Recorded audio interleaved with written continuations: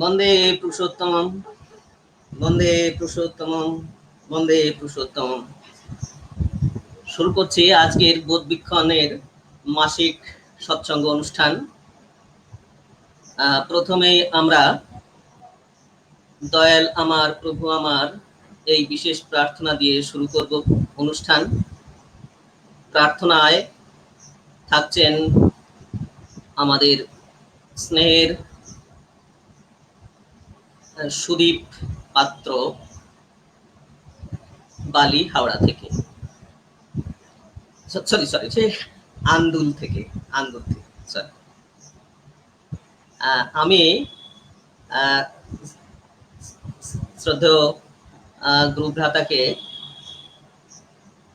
অনুষ্ঠান শুরু করার জন্য অনুরোধ করছি প্রার্থনা দিয়ে। দয়াল ঠাকুরের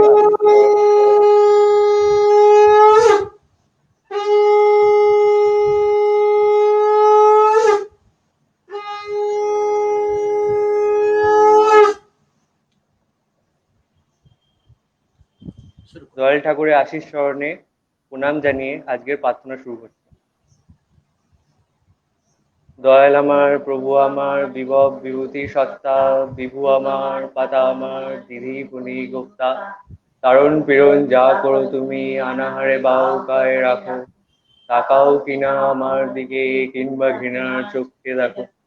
যাই করো না তুমি আমায়, আমি তোমার চিরদিনের, তোমার সেবায় আমার ধর্ম, তোমার কাজে আমার তপে। স্বার্থ আমার তুমি শুধু, কোনো প্রয়োজন স্বার্থ নয়। ভর দুনিয়ায় যা হোক না হোক, তোমার দীপ্তি কই যে ভয়। তুমি আমায় যেমন তারো, যেমন করলে ভালো হয়, তেমনি করে তুমি থাকো, বেঁচে থাকো সহজ হয়।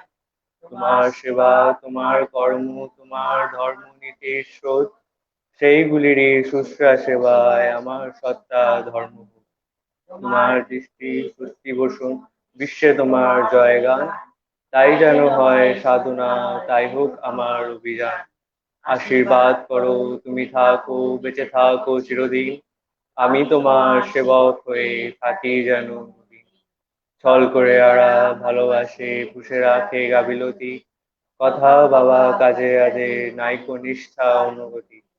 দয়াল লাভ বর্ষণাকে যাদের স্পর্শ করে থাকে, সর্বসত্তায় যাদের তুমি, তারাই উপভোগ করে তোমাকে।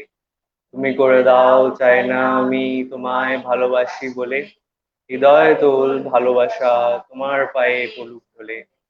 তোমার ইচ্ছা করতে পূরণ বিটল চালায় চলতে পারি, মন বিবেকা শরীর দিয়ে দেখতে শুনতে বুঝতে পারি। এই তো আমার চাহিদা প্রভু, এই যে আমার জীবন চালন, আগুল ভাঙায় হৃদয়ে রঘু কটল তোমার আসন। শাসন বাক্য তোমার যে সব, সেই তো আমার আশীর্বাদ। অটুট চলায় চলে আমার, যাক ছুটে যাক সব বিষাদ। এই দেয়াতে তুমি যখন তাল করে তোলো আমায়, সেই তো তুমি, এই তো তুমি, ওই যে তুমি বলি তোমায়। নিজেও পরিবারে ব্যষ্টি সহ পরিবেশের পালন পোষণ হয় যেন শ্রেষ্ঠ নীতি এই জীবনে। তোমার দৃষ্টি মিষ্টি হয়ে সৃষ্টি রাতে ছড়িয়ে পড়ুক, তোমার সেবা সুস্থি বসুন অন্তরে মোর দীপ্তে থাকুক। তোমাতে আমার হৃদয় বাদন টুট হয়ে উজ্জনায়, দক্ষ হোক ক্ষিপ্র হোক অসজ্জাদার বর্জনায়। নিষ্পাদ নজ্জি কর্মে হোক ক্ষিপ্র টুট জেগে, নির্ভুল চালায় অতিবিঘ্ন নয়, অটুট সন্ধানে চলুক বেগে। তোমাতে আমার তা অনুভূতি থাকুক হৃদয় অটুট হয়ে, পশু সকল নাসিয়া দোষিয়া সত্যবাতে চলুবে। ভক্তি আমার তোমার দয়াকে অনুকুশল ভজনায়, গুরু জয় বল প্রতিদিশিদায় জাগিয়া থাকুক বোধনায়। জানা জানা সমান তোমার, বিজ্ঞই তোমার সত্তা, তুমি যে আমার সব যে তোমার, তুমি স্বস্তি মত্তা। অপূর্ব যে তুমি, যখন দেখি তোমায়, কাছে থাকো তুমি যখনই, তুমি ছাড়া আর কে আছে কাহার, হৃদয় তবুও বুঝিনি। জানি না সবাই সবার যে বিভু, তুমি যে অতুলনীয়, সত্তা সবার সব যে তোমার, আর কথা কে দ্বিতীয়। বন্দে কুসুম।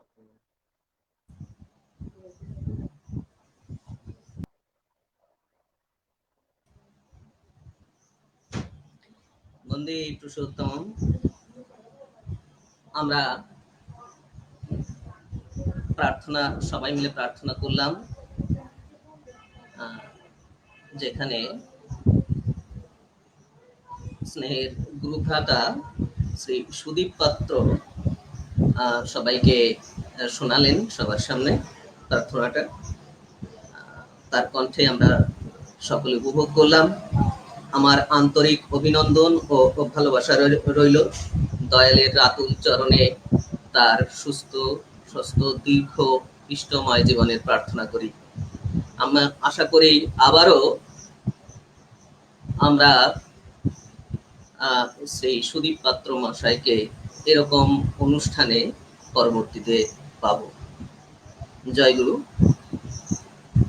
এবার আমাদের সাথে উপস্থিত আছেন গুরুভ্রাতা শ্রী শৈবাল তেওয়ারি। আমরা এবার তার কাছ থেকে সত্যানুসরণ থেকে পাঠ শুনব। সত্যানুসরণ থেকে পাঠ করছেন গুরুভ্রাতা শৈবাল তেওয়ারি। আমি শৈবালকে সত্যানুসরণ থেকে পাঠ করতে অনুরোধ করছি। জয় গুরু।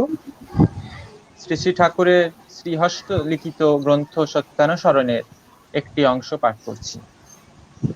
তুমি গুরুতে বা সতে চিত্ত সংলগ্ন করে আত্মনয়নে যত্নবান হও। অন্যে তোমার বিষয় কি বলছে দেখতে গিয়ে আকৃষ্ট হয়ে পড়ো না, তাহলে আসক্ত হয়ে পড়বে, আত্মনয়ন হবে না। স্বার্থ বুদ্ধি অনেক সময় আদর্শে দোষারোপ করে, সন্দেহ এনে দেয়, অবিশ্বাস এনে দেয়। স্বার্থ বুদ্ধিবশত আদর্শে দোষ দেখো না, সন্দেহ করো না, অবিশ্বাস করো না, করলে আত্মনয়ন হবে না। মুক্ত স্বার্থ হয়ে আদর্শে দোষ দেখলে তার অনুসরণ করো না, করলে আত্মনয়ন হবে না। আদর্শের দোষ মূঢ় অহংকার, স্বার্থ চিন্তা, অপ্রেম। অনুসরণকারীর দোষ সন্দেহ, অবিশ্বাস, স্বার্থ বুদ্ধি। যিনি প্রেমের অধিকারী, নিঃসন্দেহ চিত্তে তারই অনুসরণ করো, মঙ্গলের অধিকারী হবেই হবে। যিনি ছলে বলে কৌশলে যেমন করেই হোক না কেন সর্বভূতের মঙ্গল চেষ্টায় যত্নবান, তারই অনুসরণ করো, মঙ্গলের অধিকারী হবেই হবে। যিনি কোনো প্রকারে কাহাকেও দুঃখ দেন না, অথচ অসতেরও প্রশ্রয় দেন না, তারই অনুসরণ করো, মঙ্গলের অধিকারী হবেই হবে। জয় গুরু। বন্দে পুরুষোত্তম।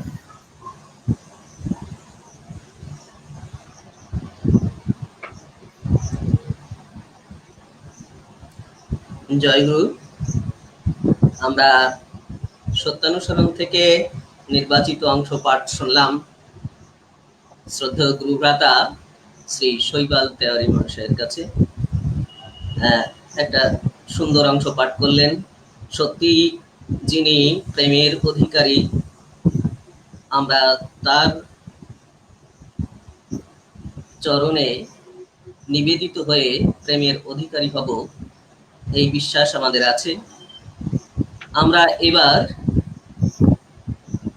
চলে যাব মাতৃবন্দনায়। মাতৃবন্দনার জন্য আমাদের সাথে যুক্ত হয়েছেন সোনারপুর, দক্ষিণ 24 পরগনার সোনারপুর থেকে শ্রীমতী শ্বেতা পাত্র মহাশয়া। আমি শ্রদ্ধেয়া শ্বেতা মাকে মাতৃবন্দনা করতে অনুরোধ করছি। জয় গুরু। জয় গুরু। শোনা যাচ্ছে তো ঠিক মতো? হ্যাঁ, শোনা যাচ্ছে, শোনা যাচ্ছে। আমি শুরু করছি। জয় গুরু, মাতৃবন্দনা শুরু করছি।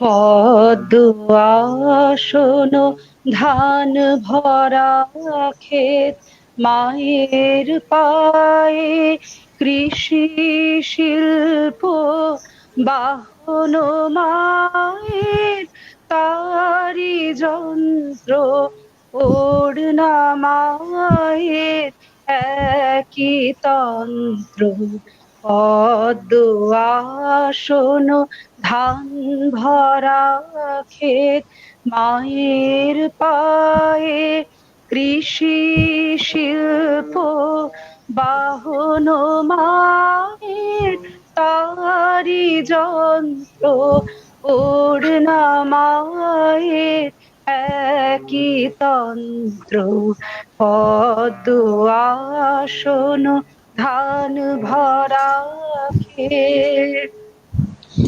আর যোগরিমা কেউর হস্ত, নেত্র মায়ের স্নেহালো দীপ্ত, মায়ের মাথার মুকুটে ঝলসে ইষ্ট স্বার্থ দীপন মন্ত্র, পদ্ম আসন, ধান ভরা ক্ষেত, মায়ের পায়ের কৃষি শিল্প, বাহন মায়ের তারি যন্ত্র, ওড়না মায়ের একই তন্ত্র, পদ্ম আসন, ধান ভরা ক্ষেত, অগণিত সুত জুড়িমা টুটিয়া, ললাটে লোষিত অমর ইন্দু, ক্ষীর ভরা পীর অযুত ধারে, খরিছে জীবন অমিয় সিন্ধু, স্মৃতির বোধন মাল্য কণ্ঠে, নাকের বেশর উপনিষদ, শ্রুতির চুমকি ঝকমকে ওই চলনে চমকে, ওং তৎসৎ, চারি বর্ণে ঝলকে কেশ, আমার মায়ের এমনই বেশ, এই তো দেশ,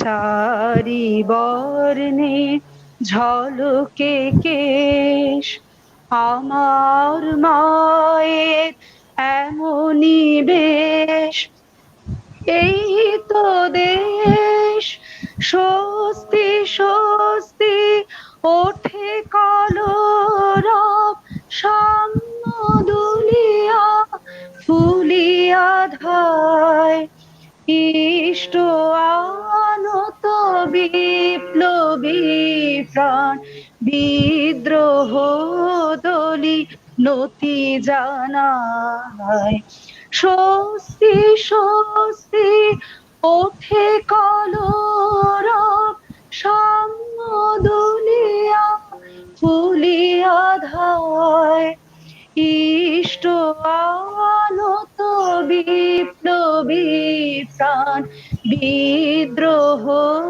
দলে নতি জানায়, পদ্ম আসন, ধান ভরা ক্ষেত, মায়ের পায়ে কৃষি শিল্প, বাহন মায়ের তারি যন্ত্র, ওড়না মায়ের একই তন্ত্র, পদ্ম আসন, ধান ভরা ক্ষেত।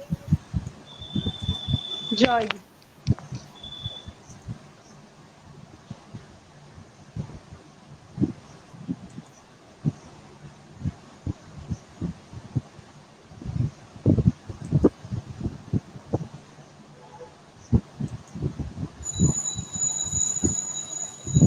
জয়গুরু।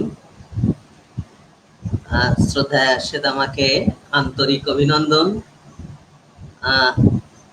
আমরা এরপরে পরবর্তীতে আরো একটা ভক্তি সঙ্গীত শুনবো ওনার কাছ থেকে। আমি ওনাকে অনুরোধ করছি আমাদের সাথে থাকতে। এবার আমরা চলে আসছি নিশ্চয়ই নিশ্চয়ই।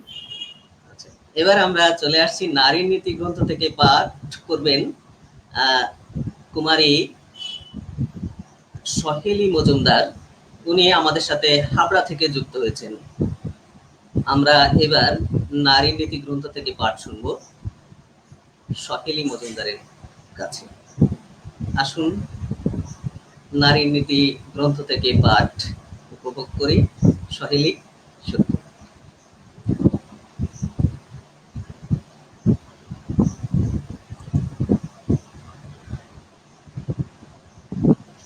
সহেলি তোমার সহেলি সহেলি তোমার ফোনটা আনমিউট করো, ফোনটা মিউট করা রয়েছে। হ্যাঁ হ্যাঁ, এবার ঠিক আছে।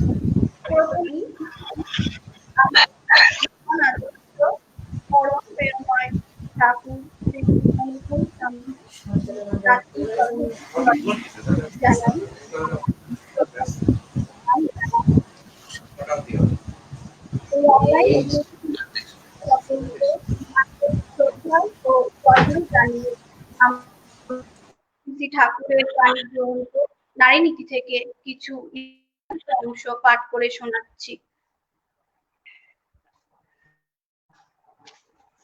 মেয়ে আমার, তোমার সেবা, তোমার চলা, তোমার চিন্তা, তোমার বলা, পুরুষ জনসাধারণ যেন এমন একটা ভাবের সৃষ্টি করে যাতে তারা মস্তকে নত জানু হয়ে সসম্ভ্রমে ভক্তি গদগদ কণ্ঠে মা আমার, জননী আমার বলে মুগ্ধ হয়, বুদ্ধ হয়, তৃপ্ত হয়, কৃতার্থ হয়, তবেই তুমি মেয়ে, তবেই সত্যি।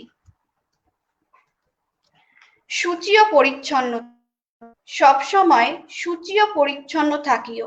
তোমার শরীর ও চারিদিক যেন ছিমছাম পরিষ্কার পরিচ্ছন্ন থাকে, ময়লা দুর্গন্ধ বা আলুথালু না থাকে, সজ্জিত করিয়া রাখিও।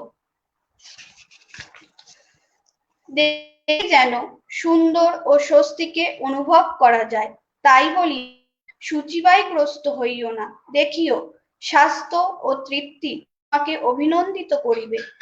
অশুচি ও অপরিচ্ছন্নতা পাতিত্বের মধ্যে এগুলিও কম নয়। জীবন ধর্মে ইষ্ট, ইষ্ট বা আদর্শ গুরু, তাহাই বা তিনি যাহাকে লক্ষ্য করিয়া অনুসরণ করিয়া মানুষ জীবন যশ ও বৃদ্ধিতে ক্রমোন্নতি লাভ করিতে পারে। আর আসক্তি বা ভক্তি তাহাতে নিবদ্ধ থাকায় পারিপার্শ্বিক ও জগৎ তাহাতে কোনো বিক্ষেপ করিতে না পারিয়া জ্ঞানে সমৃদ্ধ করিয়া তোলে। তাই আদর্শ বা গুরুতে ঐকান্তিকতা জীবনের পক্ষে এত প্রয়োজন। অতএব ধর্ম সাধনার প্রথম ও প্রধান প্রয়োজনই হচ্ছে আদর্শ বা গুরু। আর ধর্মশীলা হইতে হইলেই তাই তাহাতে ভক্তি ও তাহার অনুসরণ ও আচরণ তাহা এমন চরিত্র লইয়া যাহাতে এই ভক্তি বা আসক্তি স্বামী পারিবারিক সবার ভিতর যেন এমনতর প্রেরণা সৃষ্টি করে যে তাহারা ইহাতে উদ্বুদ্ধ ও অনুপ্রাণিত হইয়া ওঠেন। আর এমনতর হইলেই তোমার সহধর্মিণীত্ব সার্থক হইবে, দেখিবে উজ্জ্বল হইবে ও উজ্জ্বল করিয়া তুলিবে। জয় গুরু, বন্দে পুরুষোত্তম। জয় গুরু, বন্দে পুরুষোত্তম।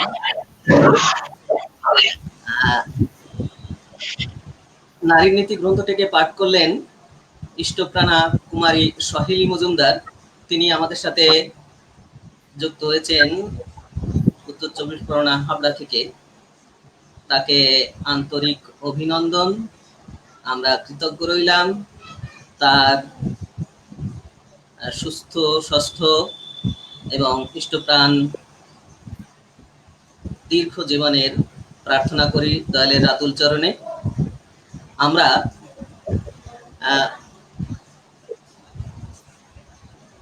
এবার চলে যাব আলোচনায়।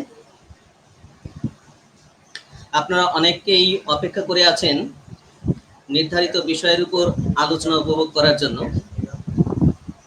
আজকের আলোচনার বিষয় সতে বা গুরুতে আকৃষ্ট হও, নির্বিঘ্নে সফল হবে।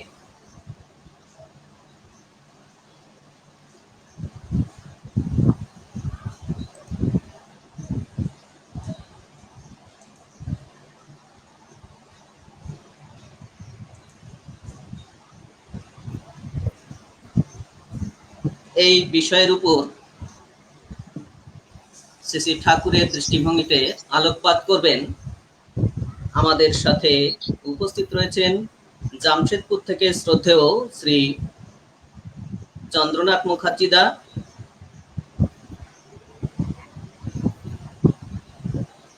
শ্রদ্ধেয় ঋত্বিক দাকে আমি বিষয়ের উপর আলোকপাত করতে অনুরোধ করছি।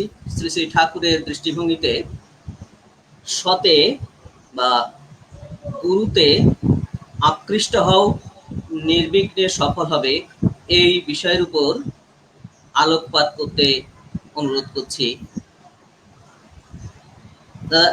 শুরু করুন। জয় গুরু, জয় গুরু, জয় গুরু। জয় গুরু, জয় গুরু। প্রথমে আমি আমার পরম আরাধ্য পরম প্রেমময় শ্রী শ্রী ঠাকুর অনুকূলচন্দ্রের চরণে কোটি কোটি প্রণাম জানাই। পূজনীয় অধ্যক্ষ মহাশয় বিদ্যুৎ রঞ্জন চক্রবর্তী এবং পূজনীয় ডক্টর বুদ্ধদেব চক্রবর্তী, পূজনীয় বিনায়ক চক্রবর্তী মহোদয়দের প্রতি প্রত্যেকের চরণে আমার প্রণাম ও জয়গুরু। উপস্থিত দাদারা এবং মায়েরা যারা আমার সাথে আছেন তাদের প্রতি প্রত্যেকে আমার আন্তরিক আনন্দিত জয়গুরু।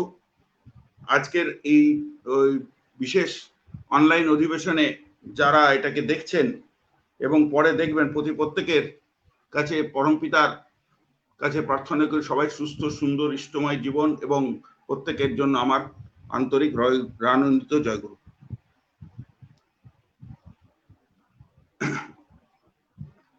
আমার প্রথমেই ধন্যবাদ জানাতে হয় আমার গোপাল দাকে, যে গোপাল দা আমাকে এই সুযোগটা মাঝে মাঝে দেন, আমাকে সুযোগ দিয়েছেন। এবার আমার আন্তরিক পরমপিতার কাছে তার সুস্থ সুন্দর ইষ্টময় জীবনের জন্য প্রার্থনা করি, তার পরিবারের এবং প্রতি প্রত্যেকের সুস্থতা প্রার্থনা করি।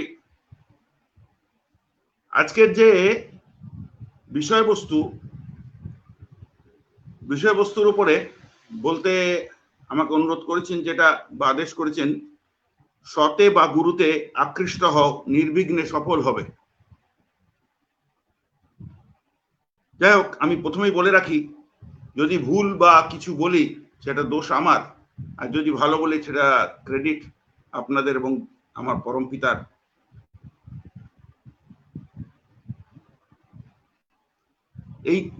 এই সাবজেক্টটা যেখান থেকে তোলা হয়েছে সত্যানুসরণ থেকে, ওটা একটুখানি প্রথম থেকে পড়ে দিলে সহজ হয় জিনিসটা। ভালো মন্দ বিচার করে বিধ্বস্ত হওয়ার চেয়ে সতে গুরুতে আকৃষ্ট হও, নির্বিঘ্নে সফল হবে নিশ্চয়।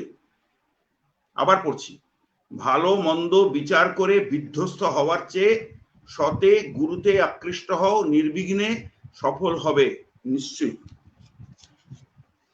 মানুষের জীবন, আমাদের প্রতি প্রত্যেকের জীবন পরমপিতার শ্রেষ্ঠ সৃষ্টির একটা শ্রেষ্ঠ দান। প্রথমে বলি, আমরা সতে বা গুরুতে আকৃষ্ট হব কেন,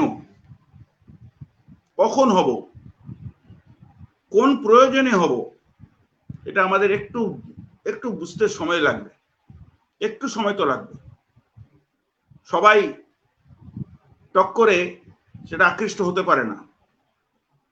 প্রথম গুরু মাকে জন্মের কারণে, জন্মের পরেই মাকে একান্ত প্রয়োজন পড়ে। মার কাছ থেকে সেবা পেয়ে, মার নিরীক্ষণে, ভালোবাসায়, সোহাগে, নানান ভাবে তার কাছে থাকতে থাকতে তার প্রতি একটা আমার অদ্ভুত শ্রদ্ধা, ভালোবাসা, সারেন্ডার ভাব থেকে এসে যায় এবং সেইভাবে মার কাছ থেকে আমি অনেকটা এগিয়ে যেতে পারি। কিন্তু মার থেকে যে বৃহত্তর বলয়ে এগোতে গেলে মার যে জানা, মার যে হয়ে ওঠা, মার যে একটা বলয়, সেই বলয় থেকে বৃহত্তর বলয়ে যেতে গেলেই মা হাত ধরে আরেকটা বৃহত্তর বলয়ে এগিয়ে দিয়ে যান। সেটা হচ্ছে আমাদের পিতা, যার ঔরসজাত আমরা, যে ঔরস থেকে আমরা জন্ম নিয়ে আজকে পৃথিবীময় চষে বেড়াচ্ছি, পৃথিবীকে উপভোগ করছি। ব্যক্তি জীবন, দাম্পত্য জীবন, পরিবার জীবন, সমাজ জীবন, রাষ্ট্রীয় অন্তর্রাষ্ট্রীয় জীবন হুহু করে বিজ্ঞানের প্রগতির সাথে সাথে পুরো উপভোগ করে বেড়াচ্ছি, সুখ ভোগ করছি, দুঃখ ভোগ করছি। সেই জায়গায় সেই পিতাকে কাছে গেলেই আমরা আরেকটা বৃহত্তর বলয় বা পরিধিতে আমরা শ্রীবৃদ্ধি করে নিজের জীবনটাকে গুছিয়ে নিতে পারি। তাকে মেনে নিতে হয়, তার কাছ থেকে নিয়ে নিতে হয়, তার জানাগুলোকে আমার কাছে নিজের কাছে ইমবাইব করে নিতে হয়, স্বীকৃতি দিতে হয়, কিন্তু তার আগে তার প্রতি আকৃষ্ট হতে হয়। বাবা বলে বাবার কোলে ঝাঁপিয়ে পড়লে সন্তানরা যখন বাবাকে পেয়ে বর্তে যায়, তাকে যেন মনে করে সে একটা হিম্যান, সে পৃথিবীর সব কাজ করতে পারে, এমন কাজ নেই সে করে দিতে পারে না। বাবার সুগঠিত চেহারা, পুরুষালী চেহারা, মার থেকে আরেকটু শক্তিশালী, মার কাছ থেকেও যেন আরেকটা বৃহত্তর আমার কাছে থাকার জায়গা, রাখার জায়গা, আমি নিজেকে সেফটি সিকিউরিটি নিয়ে আমি থাকতে পারবো যার কাছে, তার কাছে গিয়ে আকৃষ্ট হয়ে তার প্রতি আমরা যেই নিজেকে সারেন্ডার করি, আমি যেন আরেকটু বড় হয়ে উঠি। কিন্তু এই পৃথিবীর জগতে, এই বৃহত্তর জগতে এত সহজে ওইটুকু বেড়ে উঠলেই যে আমার জীবনটা সুস্থ সুন্দরভাবে কেটে যাবে, তা কখনোই নয়, তা কখনোই হতেই পারে না। ওটা একটা জাস্ট একটা পরিধি, যার দ্বারা আমি আমার একটা অবস্থার থেকে এগিয়ে বেরিয়ে আসি, কিশোর অবস্থার থেকে বেরিয়ে আসি, যৌবনে পদার্পণ করি। যৌবনে পদার্পণ করার সঙ্গে সঙ্গে সমাজের মধ্যে, পরিবারের মধ্যে, রাষ্ট্রীয় অন্তর্রাষ্ট্রীয় যে কোনো পরিধি থেকে আমি দাঁড়াই, যখন আমার যেন আমার জানাগুলো আরো সুগঠিত ভাবে আমাকে কোঅপারেট করে, তখন নানান রকম পরিবেশে কারো কারো জীবন খুবই সুন্দরভাবে কেটে গিয়ে সুন্দর বড় হয়ে ওঠে। বাবার ক্ষমতায়, নিজের জীবনের নানান কারণে, জন্মগত কারণে, আমি সে বুঝতেই পারে না তার কষ্ট কোথায়। কিন্তু একটা সময় বেশিরভাগ ক্ষেত্রেই আসে, দেখা যায় বিশেষ বিশেষ ক্ষেত্রে তো বিশেষভাবে আসে, তার অভাবে পরিশ্রান্ত মন সে যেন আরেকটা টিচারকে খোঁজে, আরেকজন এমনতর শিক্ষাকে খোঁজে, এমনতর মানুষকে খোঁজে, বিশেষ করে শিক্ষিত মানুষকে খোঁজে, যার পরিচর্যায় গেলে তার জীবনটা একটা খুব সুন্দর হয়ে উঠতে পারে, নির্বিঘ্নে জীবনটাকে সুন্দরভাবে গুছিয়ে বড় করতে পারে। খালি গুছিয়ে বড় করাই না, জীবনটাকে সার্থক করে তুলতে পারে। এটা সবার ক্ষেত্রে একরকম হয় না, চাহিদাটাও সবার একরকম হয় না। যখন দেখা যাচ্ছে আমরা নানানভাবে অভাবে পরিশ্রান্ত মন ব্রহ্ম বা গুরুকে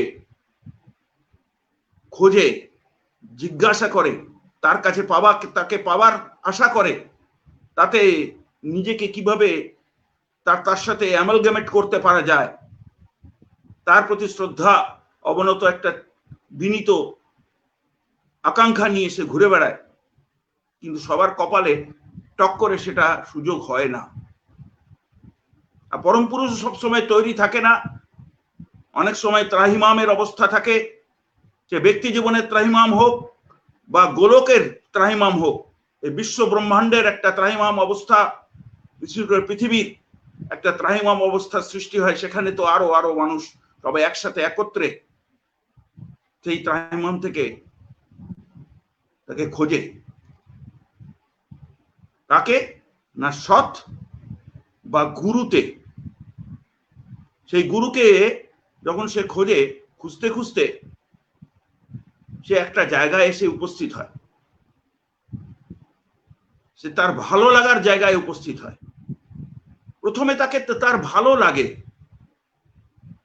ভালো লাগাটা আকৃষ্টে পরিণত হয়।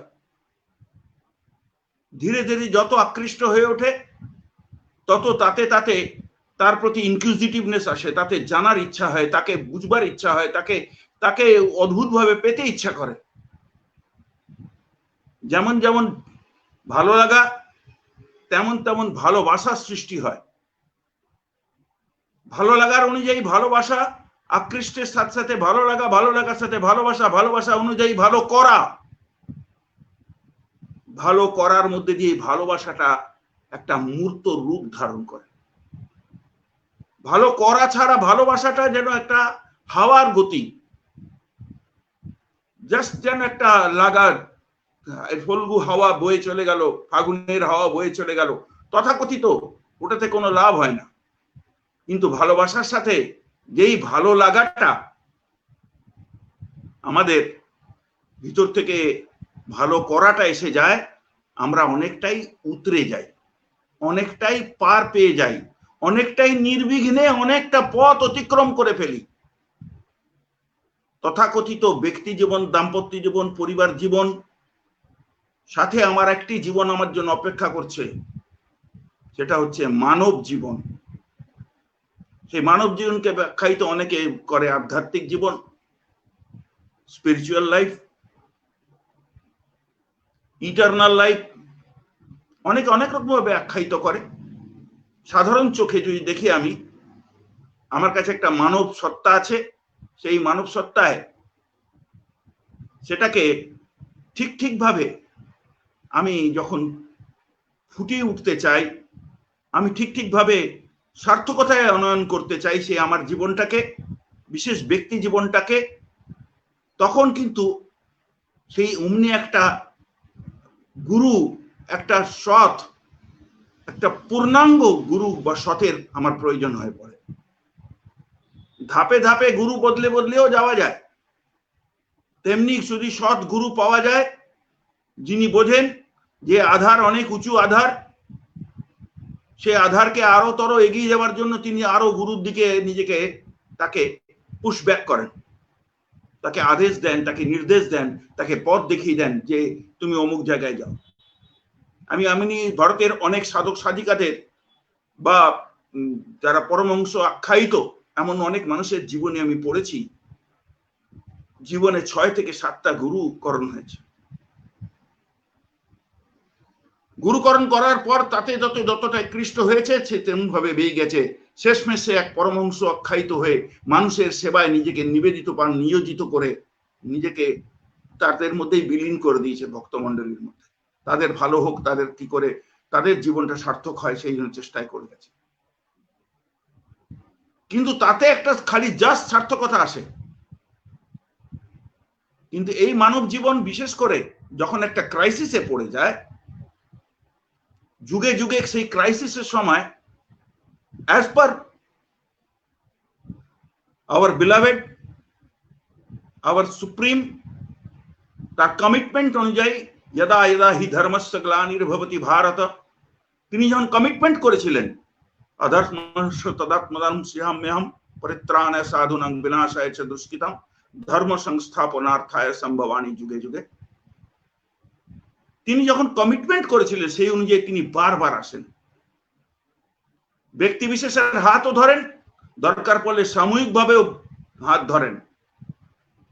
সেই সৎকে প্রতিষ্ঠা করার তিনি জন্য আসেন। এই সতের প্রতি যেই আমার আকৃষ্ট হয়ে উঠব, সেই সতে যত আমি নিজেকে আকৃষ্ট হয়ে উঠব, ভালো লাগবে, ভালোবাসা সৃষ্টি হবে, তত তত আমার জীবনটা নির্বিঘ্নে সার্থকতায় আনয়ন করবে। সফল হওয়া মানে সার্থক হওয়া, সফল হওয়া মানে একটা বড় চাকরি পেয়ে গেলাম, সফল হওয়া মানে একটি আমার সুন্দর স্ত্রী হলো বা সুন্দর স্বামী হলো, সন্তান আদি হলো, বাড়ি গাড়ি হলো, প্রচুর প্রাচুর্য হলো, এটাকে সফল হওয়া বলা যেতে পারে তথাকথিত সামাজিক দৃষ্টিতে। কিন্তু আমাদের ভিতরের আন্তরিক রাজ্যে, আমার চরিত্রের রাজ্যে, আমার স্বভাবের রাজ্যে যখন পরিবর্তন আসে না, তার জন্য আমাকে দিকে দিকে ঠক্কর খেতে হয়। আমি বড় ইঞ্জিনিয়ার হতে পারি, ডাক্তার হতে পারি, মুক্তার হতে পারি, অমুক হতে পারি, তমুক হতে পারি, কিন্তু যদি আমার এই মানব সত্তায় জন্মাবার পরেও আমার মানব আকারের সাথে আমার মানব প্রকারত্ব জেগে না ওঠে, তখন কিন্তু আমার কিছুই করার থাকে না। তখন শেষ বয়সে গিয়ে আর বেশি কিছু করা হয়ে ওঠে না। আমি একটা কথা খালি এখানে টক করে বলতে চাই, শ্রী শ্রী ঠাকুর আমাদের সবচেয়ে পৃথিবীতে সরলতম ভাষায়, সরল ভাবে, সবচেয়ে ক্ষুদ্র পুস্তিকাকারে একটা চিঠির আকারে দিয়েছিলেন, সেটা পুস্তিকাকারে এসছে। অতুল চন্দ্র ভট্টাচার্যকে তিনি লিখে দিয়েছিলেন সেই পত্রটি, সেটাকে মডিফাই করে সুন্দর করে একটি বইয়ের আকার নেওয়া হয়েছে, সেটা সত্যানুসরণ নাম। সেই সত্যানুসরণ থেকেই এই কোটটা করা হয়েছে, সতে গুরুতে আকৃষ্ট হও, নির্বিঘ্নে সফল হবে।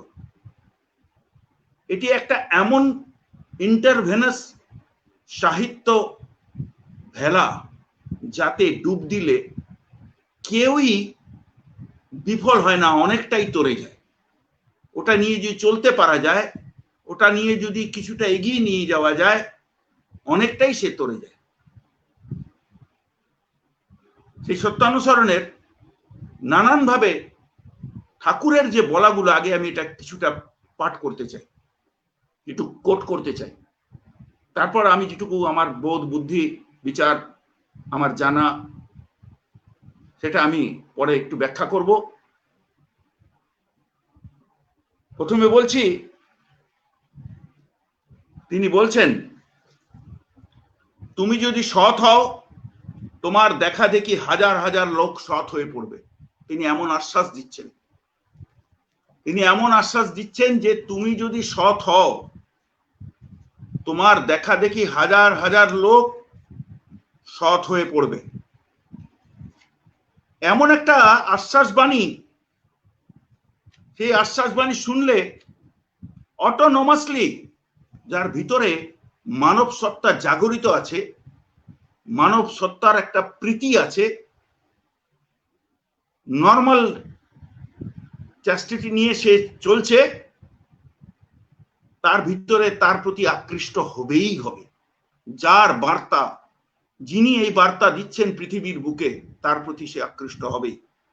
সতে আকৃষ্ট তিনি হতে বাধ্য হবেন। সেই সতের মূর্ত রূপ যিনি বলছেন, তিনি বলছেন আবার, সতে তোমার আসক্তি সংলগ্ন করো, অজ্ঞাত সারে তুমি সৎ হয়ে পড়বে। তুমি আপন ভাবে সৎ চিন্তায় নিমগ্ন হও, তোমা অনুযায়ী ভাব আপনি ফুটে বেরোবে। যেমন ডালিম পাকলেই ফেটে যায়, তোমার অন্তরে সদ্ভাব পাকলেই আপনি ফেটে যাবে, মুখে প্রকাশ করতে হবে না।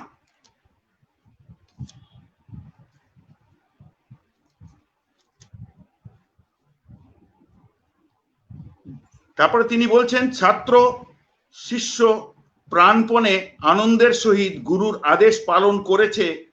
যে ছাত্র শিষ্য প্রাণপণে আনন্দের সহিত গুরুর আদেশ পালন করেছে, সে কখনোই বিফল হয়নি।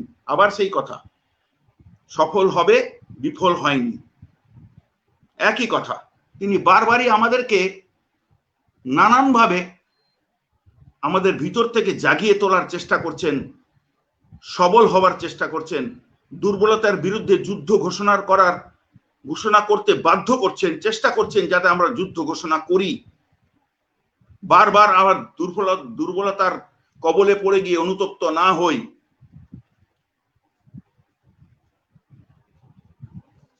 এরপরে আরেকটা দুটো আছে,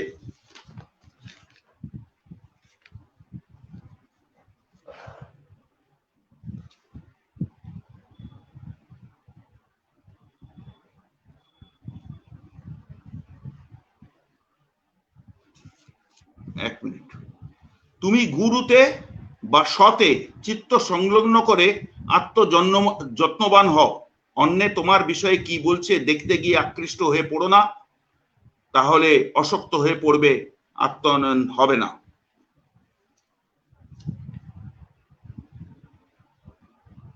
যিনি প্রেমের অধিকারী নিঃসন্দেহ চিত্তে তারই অনুসরণ করো, মঙ্গলের অধিকারী হবেই হবে।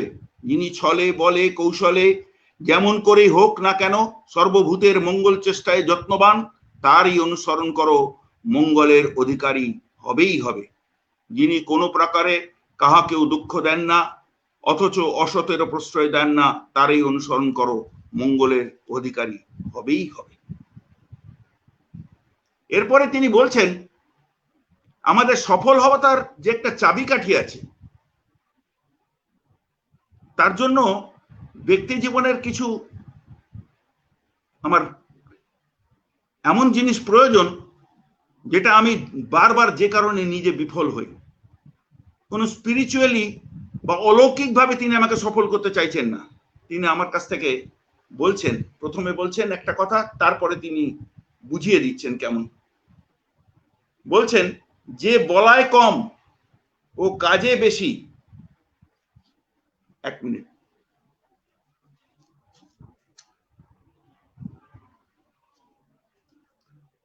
যে বলায় কম কাজে বেশি সেই প্রথম শ্রেণীর কর্মী। যে যেমন বলে তেমনি করে সে মধ্যম শ্রেণীর কর্মী। যে বলে বেশি কাজে কম সেই তৃতীয় শ্রেণীর কর্মী। আর যার বলতেও আলস্য করতেও আলস্য সেই অধম। আমাদের প্রথমেই বলছে আমাদের মধ্যে এই চেঞ্জেস গুলো তিনি আমার কাছ থেকে ডিমান্ড করছেন। কেমন করে ডিমান্ড করছেন? Doing practice turns to habit, habit turns to behaviour. অভ্যাস যোগ। তিনি বলছেন doing practice turns to habit, habit turns to behaviour, behaviour goes to instinct as per. আমরা কেমন ভাবে নিজেকে নিজে প্রগতিপন্ন করে তুলতে পারি, সফলতার সোপানে কেমন করে যেতে পারি, সার্থকতার সোপানে কেমন করে গিয়ে পর্যবসিত হতে পারি, তার জন্য তিনি আমাকে পুরো সিঁড়ি দেখিয়ে দিচ্ছেন, স্টেয়ার দেখিয়ে দিচ্ছেন। এখানে এসেই তিনি বলছেন এটা হলো কি না আমার সেন্সরি নার্ভ আর মোটর নার্ভের কোঅর্ডিনেশন। আমার সেন্সরি নার্ভ আর মোটর নার্ভের কোঅর্ডিনেশনের বা ইল কোঅর্ডিনেশনের জন্য যে বিফল হই, সেটাই ঠিক করতে পারলে আমার কোঅর্ডিনেশনটা ঠিক হয়ে যাবে। তাহলে কি করতে হবে? প্রথমে যাকে আমি মনে করলাম আমার ইষ্ট বা গুরু বা সতের মূর্ত রূপ, যে সৎকে পেয়ে আমি আমার ভিতরকার সত্তার, সৎ অর্থে সত্তার যে আকাঙ্ক্ষা, সত্তার যে এটা প্রাচীন আকাঙ্ক্ষা আমার ভিতরে অন্তরালে সুপ্ত হয়েছিল, সেটা তিনি জাগিয়ে তুলেছেন। এবার বলছেন কি করতে হবে। প্রথমেই তিনি আদেশ করছেন সব দীক্ষা তুই এখনই নেই। দীক্ষাকরণ করার কথা বলছেন। দীক্ষা নিয়েই তিনি বলছেন, কি বলছেন? সঙ্গে সঙ্গে অভয়বাণী দিচ্ছেন, যজন যাজন ইষ্টভীতি করলে কাটে মহাভীতি। ছোট ছোট একদম মানে প্রাঞ্জল ভাষায়, প্রাঞ্জল অবস্থায়, একটা খুবই সাধারণ মানুষের জন্য।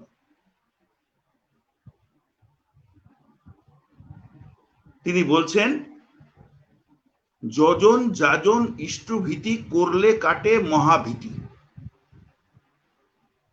আমি খুব ডিটেলে যাব না। যজন করতে বলছেন অর্থাৎ জানতে বলছেন, খালি জানা না, সেটাকে হৃদয়ঙ্গম করতে বলছেন। হৃদয়ঙ্গম করতে গেলে জপ, ধ্যান ইত্যাদি ইত্যাদি, পঠন পাঠন, অনুধ্যান, যা যা উনি বলছেন। যাজন মানে সেটা চরিত্রগত কথা বলছেন, চরিত্রে নিজেকে সেটাকে তৈরি করে মানুষের সামনে তুলে ধরতে বলছেন, মুখে বলতে বলছেন, করে বলতে বলছেন। তিনি এক্ষুনি বললেন যে বলে যে বেশি করে সে, আর যে বলে কম সে প্রথম শ্রেণী, যে যা বলে তাই করে। আজকের দিনে পৃথিবীতে সবচেয়ে বেশি দামি মানুষ হচ্ছে যে যা বলে তাই করে। এটা ভেরি ভেরি রেয়ার যে যা বেশি করে আর বলে কম। এটা ভেরি ভেরি রেয়ার যে বলে করে বেশি আর বলে কম। কিন্তু এমনি মানুষ কোথাও কোথাও পাওয়া যায়। বিশেষ করে সবার মধ্যেই আকাঙ্ক্ষা আছে যে আমার যে প্রতিপক্ষ, আমার যে মানুষটা সামনে আছে, আমার পরিবারের যে মানুষগুলো আমার সামনে আছে, আমার সাথে চলছে, আমার বন্ধু বান্ধব, আত্মীয় স্বজন, কর্মচারী, আমার সব জায়গার প্রত্যেকের একটা জিনিসে আমি আকাঙ্ক্ষা করি। কি আকাঙ্ক্ষা করি? যা বলে তাই যেন করে, যা বলে তা যেন করে। কিন্তু সেটা আমি করি কিনা সেই বেলায় খেয়ালটা আমাদের কম থাকে। তাই তিনি ঠাকুর প্রথমেই বলছেন, do unto others as you wish to be done by them.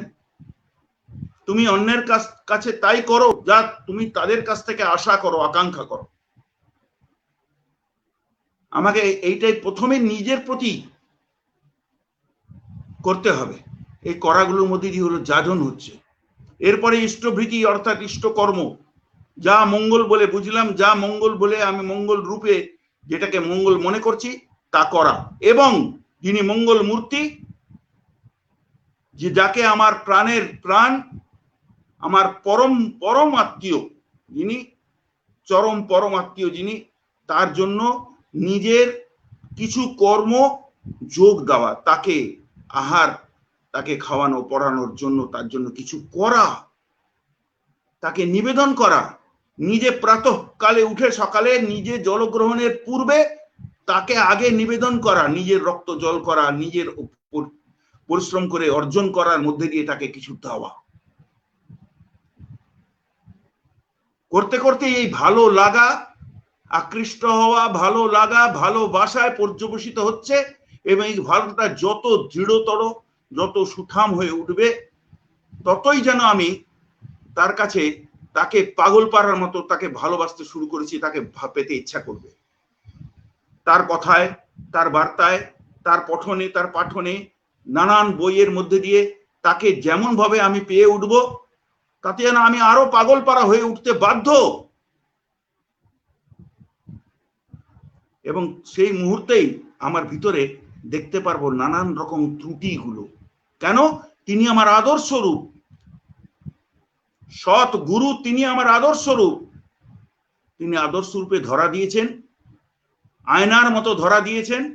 তাতে আমি নিজেকে দেখব, তার জীবন চরিত, দিব্য জীবনের নানান মাপদণ্ড দিয়ে তাকে দেখব, তার বলাগুলো, তার করাগুলো। আমার কাছ থেকে তিনি আকাঙ্ক্ষা কি করছেন সেটাতে মাপ করে যখন আমি নিজেকে বুঝবো যে আমার মধ্যে অনেক অনেক অনেক ফাঁক রয়ে গেছে, সেই ফাঁকগুলো পরিপূরণ করার জন্য আমি প্রাণপণ চেষ্টা করব। তখন আমি আমার তথাকথিত ঠাকুরের বলাগুলো, পদ্যে গদ্যে যা আছে তা জানলাম। যখন তিনি ছিলেন তখন তো তিনি হাতে ঘরে চোখে আঙ্গুল দিয়ে বলেই দিতেন, ওইটা করা লাগে, ওইটা করা লাগে। এরপরেই সেই স্টেজ আসছে যে ইন্ট্রোস্পেকশন করতে করতে, নিজেকে জানতে জানতে, যখন নিজের ভিতরের যে খারাপ জিনিসগুলো, নিজের ভুল ত্রুটিগুলো, নিজের খামতিগুলো আমি জানতে জানতে এগিয়ে যাচ্ছি, তখন আমার সেগুলোকে ঠিক করার জন্য ভিতর থেকে একটা আকুল ভাব আসবে। কি কি আমার ভুল ত্রুটিগুলো? আমার প্রবৃত্তির নানান খেলা, প্রবৃত্তি আমাকে নানান ভাবে নাচাচ্ছে, এগিয়ে যেতে বাধা দিচ্ছে। আমার অষ্টপাশ আমাকে নানান ভাবে কাজে তার কাছে এগিয়ে যেতে বাধা দিচ্ছে, বলছে এখানেই থাক, এগিয়ে যাস না। আমার প্রবৃত্তিগুলো আমাকে নানান ভাবে আঁকড়ে ধরার চেষ্টা করছে। এতদিনের বৃত্ত আমার কাছ থেকে বেরিয়ে যাচ্ছে। শ্রীরামকৃষ্ণ পরমহংসদেবের কথা বলছি, তিনি বারবার বলতেন, মা দিল 6টা চাকর, তুই শালা হলি যে চাকরের চাকর। এই অবস্থায় যখনই অনুভব আসছে যে আমি চাকরের চাকর হয়ে পড়ছি, আমি সেই চাকরত্ব থেকে নিজেকে মুক্তি দিতে চাই। চাকর যদি হতেই চাই, আমি তো আমার প্রভুর চাকর হব, আমার ইষ্টের চাকর হব, আমার গুরু চাকর হব, আমার সতের তিনি মূর্ত রূপ তার চাকর হব, আমার সত্তাকে আমি তাতে নিবেদিত পান করতে পারবো। তখনই আসছে আমার আরেকটি ধাপ এগিয়ে যাওয়ার শ্রী ঠাকুর দিচ্ছেন এক পথ, এক বিটাল রাজপথ। স্বস্তিহীন সুঅস্তি অয়ন, আকৃষ্ট হো, ভালো লাগা, ভালোবাসা, ভালোবাসার মধ্যে যে ভালো করা, নিজেকে নিবেদিত প্রাণ হয়ে তাতে করতে করতে নিজের গুণবীক্ষণ ভাবে নিজেকে অ্যানালাইসিস করতে করতে ধরা পড়ছে নানান ভুল ত্রুটিগুলো, সেগুলোকে ঠিক করার জন্য তিনি দিলেন স্বস্তিহীন। তাতে বলেই দিচ্ছে প্রবৃত্তি তোর যখন যেমন যেভাবে উঠি মারো, ইষ্ট স্বার্থ প্রতিষ্ঠাতে গড়িয়ে দিবি তার সেজন্য। তিনি আরো বলছেন, যে কাজটা ভালো বলে উৎসম যে আসবে কর্মের তৎক্ষণাৎ ফুটি তুলিস হইব। আমি ঠিক বুঝিয়ে বলতে পারছি জানি না। মানুষের যে এই যে তিনি পথ দেখিয়ে দিচ্ছেন, তখন এও বলছেন শ্রী বিগ্রহ মন্দির ভেবে যত্ন করিস শরীরটাকে, সহনপুটু সুস্থ রাখিস, বিধি মাফিক চালাস তাকে। 5টি মন্ত্র দিয়ে দিচ্ছেন তিনি। আমার সোশ্যাল ইন্টিগ্রেশন, আমি যেহেতু সামাজিক প্রাণী, একলা বাঁচতে পারি না। আমার পরিবার জীবন, দাম্পত্য জীবন, পরিবার জীবন, সমাজ জীবন, প্রতিটা জিনিস আমার প্রয়োজন। এবং সবার সাথে যতটা পারস্পরিকতা, ইন্টারডিপেন্ডেন্সি যত ভালো হবে, আমি ততটাই স্বাধীন, ততটাই আমি পরিপক্ক, ততই আমার জীবন সফল, আমার জীবনটা ততটাই সার্থক হয়ে উঠবে সামাজিকভাবে। তিনি সেটা করবার জন্য বলছেন, পাড়াপড়শির বাঁচা বাড়া রাখিস সে তুই স্বার্থ টান, তাদের ভালো চেতেই তুমি ইষ্টান করে প্রাণ। তারপরে তাতে অর্ঘ্য নিবেদন সহ নিজেকে নিবেদন করছি আমার প্রবৃত্তিগুলো, যাতে আমি সব রকম ভাবে যেন তোমাতেই নিবেদিত প্রাণ হয়ে থাকতে পারি। এতেও তিনি ক্ষান্ত হননি। ব্যক্তি জীবন যেমন যেমন এগিয়ে গেছে, তার কাছে যেতে গেছে, তাতে আটকা পড়েছে, তিনি নানান ভাবে ব্রত, উপবাস, প্রায়শ্চিত্তের পন্থা দিয়ে দিয়েছেন। কোথাও ক্ষেপণ দিয়েছেন, কোথাও শিশু প্রাজাপত্য দিয়েছেন, কোথাও প্রাজাপত্য দিয়েছেন, কোথাও মহাসন্তাপন ব্রত দিয়েছেন, কোথাও চন্দ্রায়ন ব্রত দিয়েছেন। যার যেমন পরিস্থিতি এবং ভিতরকার অ্যাপিটাইট, চাহিদা, আকাঙ্ক্ষা, সে ততটা এগিয়ে যাবে। এখানে একটা ছোট্ট কথা মনে পড়ে, আমি এই জায়গাটা হঠাৎ মনে পড়ে গেল আমার, আমি বলতে চাইছি। আমার 1 মিনিট। শ্রী রামকৃষ্ণদেবের পরম প্রিয় শিষ্য স্বামীজি বিবেকানন্দ একদিন ঘরে বসে লয়ের পড়াশোনা করছেন। বাবা খুব বকা দিয়েছে যে পড়াশোনাটা হচ্ছে না ঠিক মতো। তিনি পড়াশোনা করছেন, খুব মন দিয়ে পড়াশোনা করছেন। হঠাৎ করে ঝড় বৃষ্টি উঠেছে, শ্রীরামকৃষ্ণের সাথে তার একটা আত্মিক যোগাযোগ হয়ে গেছে। হঠাৎ করে তার কথা মনে পড়ে গেছে। তিনি ভাবছেন কি করি, যাব কি যাব না। এদিকে পড়াশোনাও করছেন, পড়াশোনাও করতে হবে। করতে করতেই তিনি তার মনে পড়লো, কিছুদিন, আমি জায়গাটা পড়ে কোট করা আছে, এটা পড়ছি। কিছুদিন পূর্বে বিবেক চূড়ামণি পড়িয়া একটি শ্লোক তার হৃদয়ে অঙ্কিত হইয়াছিল। ওই শ্লোক তিনি আবৃত্তি করতে লাগিলেন। ভাবিলেন 3টি জিনিস অনেক ভাগ্যে মিলে জন্ম জন্মান্তরের তপস্যায় মনুষ্যত্ব জন্ম লাভ হয়েছে। অনেক তপস্যার পর মুক্তির প্রবল আকাঙ্ক্ষা হয়েছে।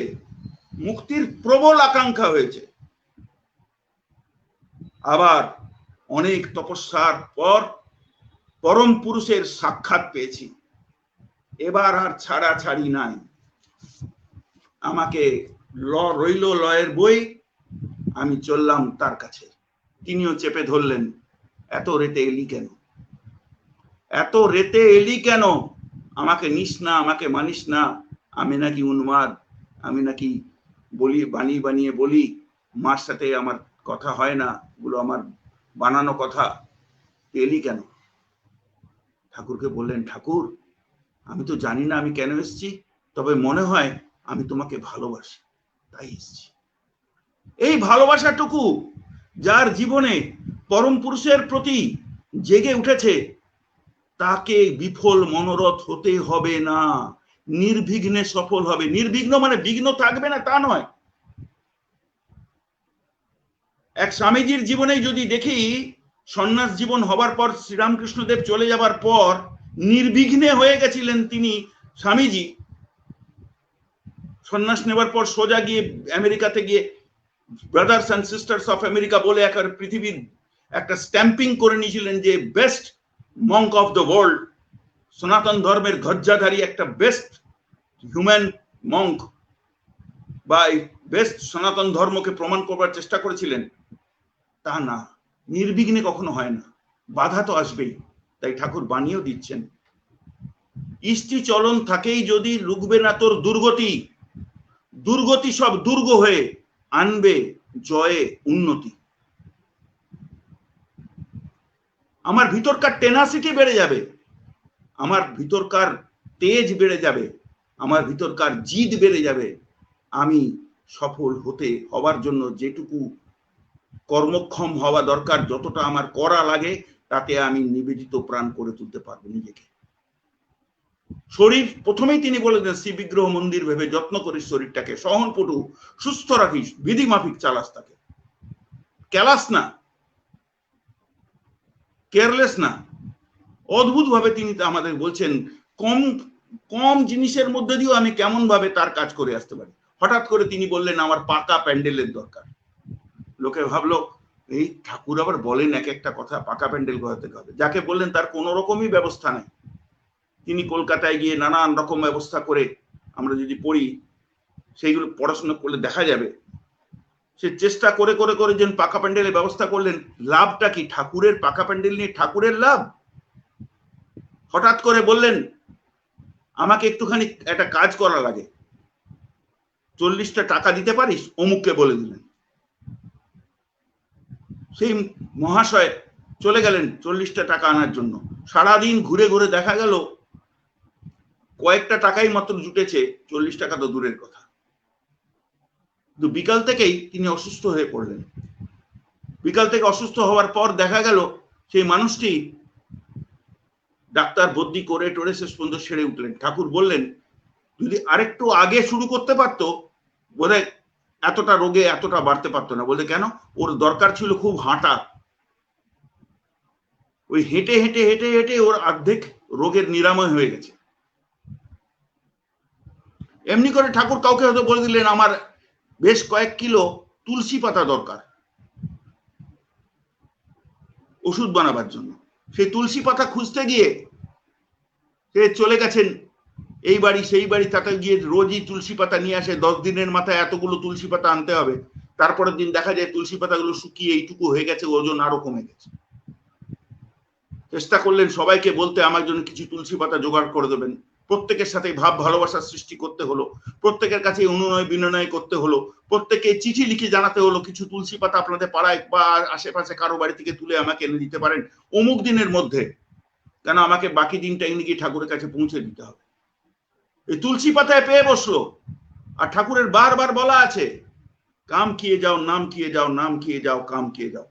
আর যখন আমরা বিপদে পড়ি, বিশেষ করে যখন বেকায়দায় পড়ি, তখন আমরা ভিতর থেকে আমাদের সেই ঠাকুরের দেওয়া যে আমাদের জপ ধ্যান করার যে আমাদের যে বীজ মন্ত্র, সেই নাম, সে নাম কিন্তু চলতে শুরু করে। এতটুকু আমরা বোধহয় হয়েছি, এতটুকু বোধহয় আমরা হয়েছি যে নাম চলতে শুরু করে দেয়। সে বেকায়দায় পড়লে সে তখন নাম করছে, আর কোনো উপায় নেই তার কাছে, নাম করছে আর তুলসী পাতা জোগাড় করছে। বিফল মনোরথ হবার কোশ্চেনই নেই। সে 10 কিলো না পাক 5 কিলোই পেলেন, কিন্তু যখন এনে পৌঁছে দিলেন, ততক্ষণে তার যে পিরিয়ডের মধ্যে তার একটা বিরাট বিঘ্ন, বিরাট একটা ক্ষতি হতে যেতে পারত, সেই টাইমটা তিনি পার করে দিলেন, নামে নামময় থেকে পার করে দিলেন। তিনি বারবার আশ্বাস দিচ্ছেন যে এত মানে আমাদের যে নানান রকম ভাবে আমাদের প্রারব্ধ কর্মের ফল থাকে সেগুলোকেও কাটানো যায়। ইষ্টে নিবেদিত প্রাণ থাকলে ওই সময়টা পিরিয়ডটাতে ওই সময়টা আমরা কেটে বেরিয়ে আসতে পারি। সতে আকৃষ্ট হতে হবে ফার্স্ট, আর আকৃষ্টটা চিরন্তন ভাবে ধরে রাখতে হবে। আমি তাকে দিয়ে নিজের কাজ করিয়ে নিলাম, আমার ছেলের বিয়ে হোক, মেয়ের বিয়ে হোক, চাকরি হোক, বাড়ি হোক, গাড়ি হোক, তাই করিয়ে নিলাম। পরে তাকে যখন আমার প্রয়োজন তখন তো আমি ফক্কা, আমি পেরে উঠলাম না, আমি আর পারি না, পাশ কাটিয়ে দিলাম, কিছুই হলো না। হ্যাঁ, ঠাকুরের ওইটুকু আশীর্বাদ নিয়ে এলাম, বাস হয়ে গেল। শ্রী ঠাকুরের কাছে আমরা এইটাই চেয়ে এসছি আর পেয়ে এসছি, কিন্তু তাতে ব্যক্তি জীবনটার যে উন্নতিটা, যে মায়ের কাছ থেকে পিতার কাছ থেকে হয়েও যে ইষ্টের কাছ থেকে গিয়ে যে যে যে পর্যায়ে যে লেভেলে আমরা যেতে পারতাম, প্রত্যেকের একটা আধার আছে, প্রত্যেকের একটা লেভেল আছে, মানছি সবাই এক লেভেলে পৌঁছাবে না, কিন্তু একটা লেভেল অনেকটাই আমরা জাম্প করতে পারি। তিনি আশ্বাসও দিচ্ছেন যে কয়েক জেনারেশনের ডেভেলপমেন্ট একটা জেনারেশনে করা যায়, একটা জন্মের মধ্যে করা যায়, আর কয়েকটা জন্মের বেনিফিট একটা জন্মে বসে করা যায়। একটা মানুষের জন্মই বৃহত্তর একটা আরো মানবিক ডেভেলপমেন্টের জন্য আমার সম্ভব, আমি চেষ্টা করলে পারি। তিনি বহু রাস্তা দেখিয়ে দিয়েছেন নানান ভাবে। তার যে এত পুঁথি পুস্তক নানান ভাবে দেখছি, আমরা পড়ছি, জানছি, তাতে আমরা কিন্তু একটাই জিনিস বারবার বলছি,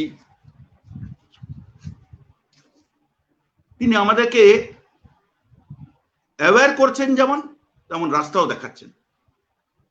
এখানে তিনি আবার ফরবিডও করছেন, আর কোথাও কোথাও আমাকে পুরো ট্র্যাক করে দিচ্ছেন, এইভাবে চল। তিনি বলছেন honesty is the best policy. এই যুগে চারদিকের যা অবস্থা, চারদিকের যা হাওয়া, চারদিকের যা culture, honesty is the best policy মেনে যে চলে বা মুখে বলে বে আচরণ করে চলবার চেষ্টা করে, তাকে নিহাত বোকা ছাড়া আর কেউ কিছু বলবে না। কিন্তু সেটা যদি সে ধরে রাখতে পারে, একটু ধরে রাখতে পারে, কিছু দিনের মধ্যেই সে সেটাকে অনুভব করতে পারবে, it is the only policy, is the best policy. Satyanusaran একটাই বই। আমি একটি মানুষের সাথে আলাপ হয়েছিল আমার প্রাক্কাল, যখন আমার প্রথম দীক্ষা হয় তার কিছুদিনের মধ্যেই মানুষটির সাথে আমার আলাপ হয়। মানুষটি আজকে ঋত্বিকতা করতে করতে কি অবস্থায় কোথায় আছে জানি না, কিন্তু আলাপ হয়েছিল কিছুদিনের জন্য। তিনি বলছিলেন যে জানেন, আমি গেছিলাম একটা ডকুমেন্টারি বানাবার জন্য।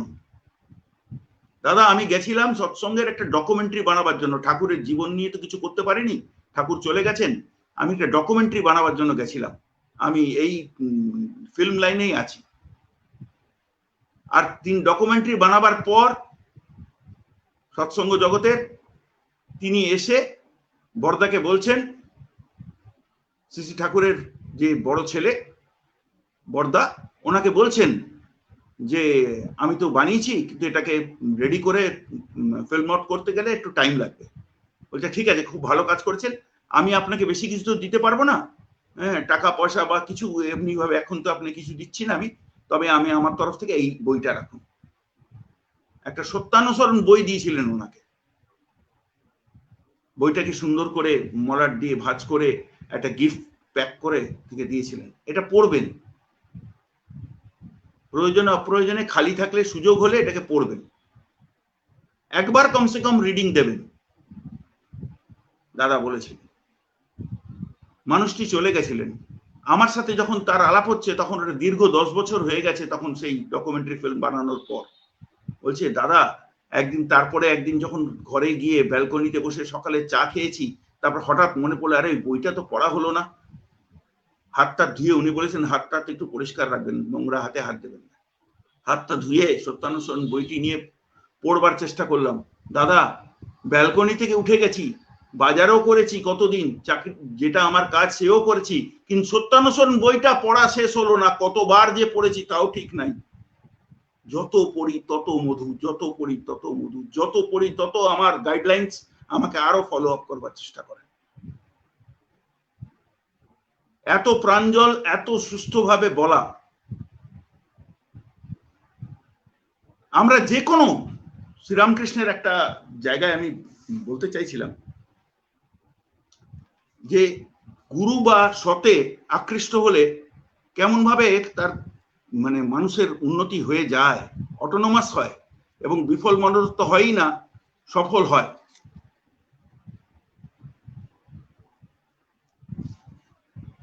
তিনি এক জায়গায় বলছেন, এক মিনিট,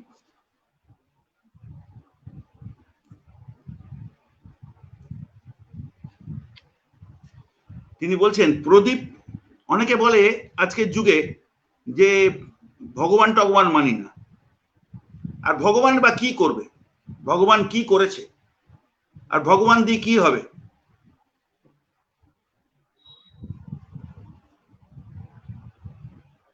তখন উনি বলছেন, আমার কথা শোনা যাচ্ছে? হ্যাঁ শোনা যাচ্ছে, হ্যাঁ শোনা যাচ্ছে, শোনা যাচ্ছে, হ্যাঁ বলুন, শোনা যাচ্ছে। প্রদীপের স্বভাব আলো দেওয়া। কেউ তাতে ভাত রাঁধছে, কেউ জাল করছে, কেউ তাতে ভগবত পাঠ করছে, কেউ আলোর দোষ দেখছে, অথবা কেউ ভগবানের নামে মুক্তির চেষ্টা করছে, কেউ চুরি করছে, সে কি ভগবানের দোষ?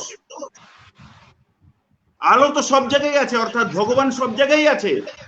ভগবান ওই অস্তিত্ব নিয়ে সব জায়গায় সবার পরিচর্যা করার চেষ্টা করছে। কেউ সেটাকে কাজে লাগাচ্ছে চুরির কাজে, কেউ রান্নার কাজে, কেউ ভগবত পাঠ করছে, কেউ নিজের মতো করে করছে।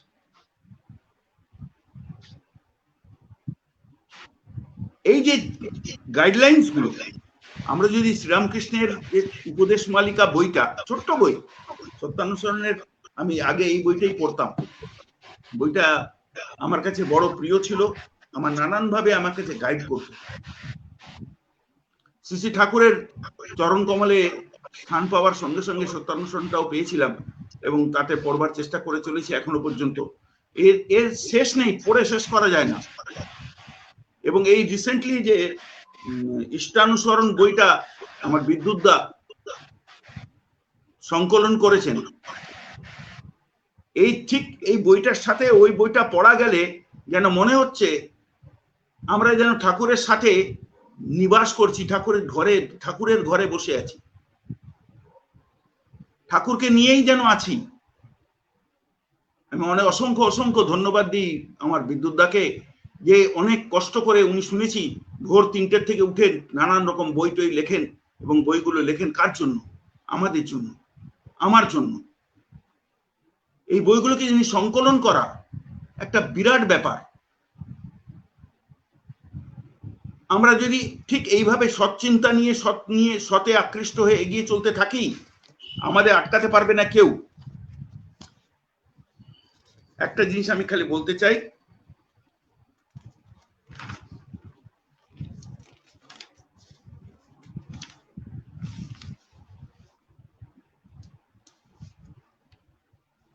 হ্যাঁ, এক জায়গায় শ্রীরামকৃষ্ণদেব বলছেন, একটা এই কথাটাকে আমি বলবার জন্য বসে আছি, মানে ওয়েট করছিলাম। শ্রীরামকৃষ্ণ বলছেন, বিফোর সানরাইজ, মানে সূর্য ওঠার পূর্বে যদি দধি মন্থন করা যায় তো ভালো মাখন ওঠে, বেলা হয়ে গেলে আর তেমন ভালো হয় না। বাল্যকালে ঈশ্বরের অনুরাগী হয়ে সাধন ভোজন করলে সহজে ঈশ্বর লাভ হয়, নচেত সময় লাগে অনেক। শ্রী ঠাকুর বলছেন যে কাঁচা বাঁশ তৈরি করতে গেলে, তো কাঁচা বাঁশে যা তৈরি করতে চাও অনেক সহজে হয়, বাঁশ পেকে গেলে তো সহজে হয় না। এটা একটা আমাদের জীবনের মানে বিশেষ ব্যাপার। তাই তিনি বলছেন যে শৈশবকাল থেকেই যে অ্যাটমসফিয়ারে থাকলে আমার সতের প্রতি আকৃষ্ট হওয়া যায়, সৎ সঙ্গ করা যায়, সৎকে নিয়ে আমার থাকা যায়, গুরুর প্রতি আমার আকাঙ্ক্ষা জাগে, গুরুর প্রতি শ্রদ্ধা জাগে, গুরুর প্রতি ভালোবাসা জাগে, তার কাছ থেকে জানবার আকাঙ্ক্ষা জাগে। আমার অভাবে পরিশ্রান্ত মন যখন হবে বা হয়, তখন আমি ডাইরেক্ট তাকেই আমি যেন কোয়ারি করি, তার কাছ থেকে জেনে নিতে চাই যে কি করলে কি করা যায়। এই যে তিনি আমাদেরকে এবারে এসে তিনি গাইডলাইন দিলেন যে জীবনের প্রাক্কাল থেকে যা যা করতে হবে এইগুলো করার মধ্যে দিয়ে তিনি আমাদের কাছ থেকে আবদার করলেন কি, দীক্ষা শিক্ষা বিবাহটা ঠিক করে দেন। কেন? আমার শৈশব তো পরে, আমার ব্রিডিং অনেক পরে, আমি পৃথিবীতে আসছি অনেক পরে, আমার মা অনেক আগে, আমার পিতা আমার অনেক আগে, আমার মাতা পিতার জন্মের সময় প্রাক্কাল থেকেই তারা যদি ওইভাবে ট্রেন্ড আপ হয় তবেই গিয়ে আমার জন্ম এই পৃথিবীতে একটা সফল মনোরথ হতে পারে। যে মানুষ হিসাবে আমি জন্মগ্রহণ করছি সেই মানুষের আকারে যতটা মানুষত্ব পাচ্ছি, বিকারেও প্রকারেও যেন আমি ততটা মানুষত্ব থাকে। বিকারে যেন অমানুষত্বটা আমার ভিতর মধ্যে চেপে ধরে না করে, আমার জেনেটিক্যাল কনফিগারেশনটাই যেন এমন হয় যেন আমি প্রকারেও মানুষ বলে নিজেকে প্রমাণ করতে পারি।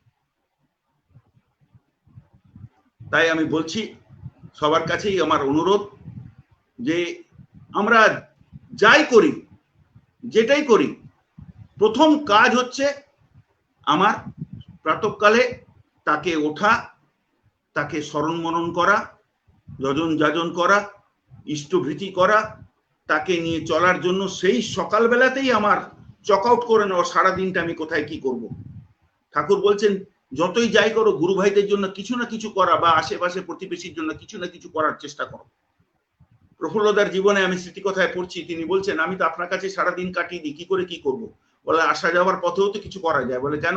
বলে কারো বাড়িতে দেখলে বাগানে অনেক থানকুনি পাতা আছে, তো কাউকে রাস্তায় জিজ্ঞেস করলে আপনার থানকুনি পাতা লাগবে, বলছে হ্যাঁ আমি তো একদম পাই না, তো ওনার বাড়ি থেকে থানকুনি পাতা জিজ্ঞেস করে তুলে নিয়ে ওনার বাড়িতে পৌঁছে দিলে, এইটুকুও তো করা লাগে। আমাদের ভিতরে যে তিনি একটা সমুদ্র দিয়ে গেছেন, মন্থন করে অমৃতের সমুদ্র, মন্থন করে অমৃত আমাদেরকে প্রদান করে দিয়ে গেছেন, সেই অমৃতকে পান তো আমাকেই করতে হবে। সেই অমৃত পান করে আমাকে, আমার মধ্যে দিয়ে আমাকে, ঠাকুর বলছেন মৃত্যু ভয়, যিনি বলছেন মৃত্যু ভয় নয়, যজন যাজন ইষ্টভীতি করলে কাটে মহাভীতি। মহাভীতি বলে অনেকে বলে মৃত্যু ভীতি, তা নয়। মহাভীতি আমার বেঁচে থাকার, আজ বেঁচে থাকাই মহাভীতি হয়ে গেছে। আর এই অঘটন, কালকে ওই ঘটন, পরশু ওই অঘটন, সেই ওই অঘটন, তার থেকে বেঁচে থাকার ঠিক ঠিক রাস্তাটা কি? কোথায় আগ্রহী হতে হবে, কোথায় মানে আমার স্বভাব ঠিক রাখতে হবে, কোথায় কোথায় ঠিক রাখতে হবে আমার নিজের।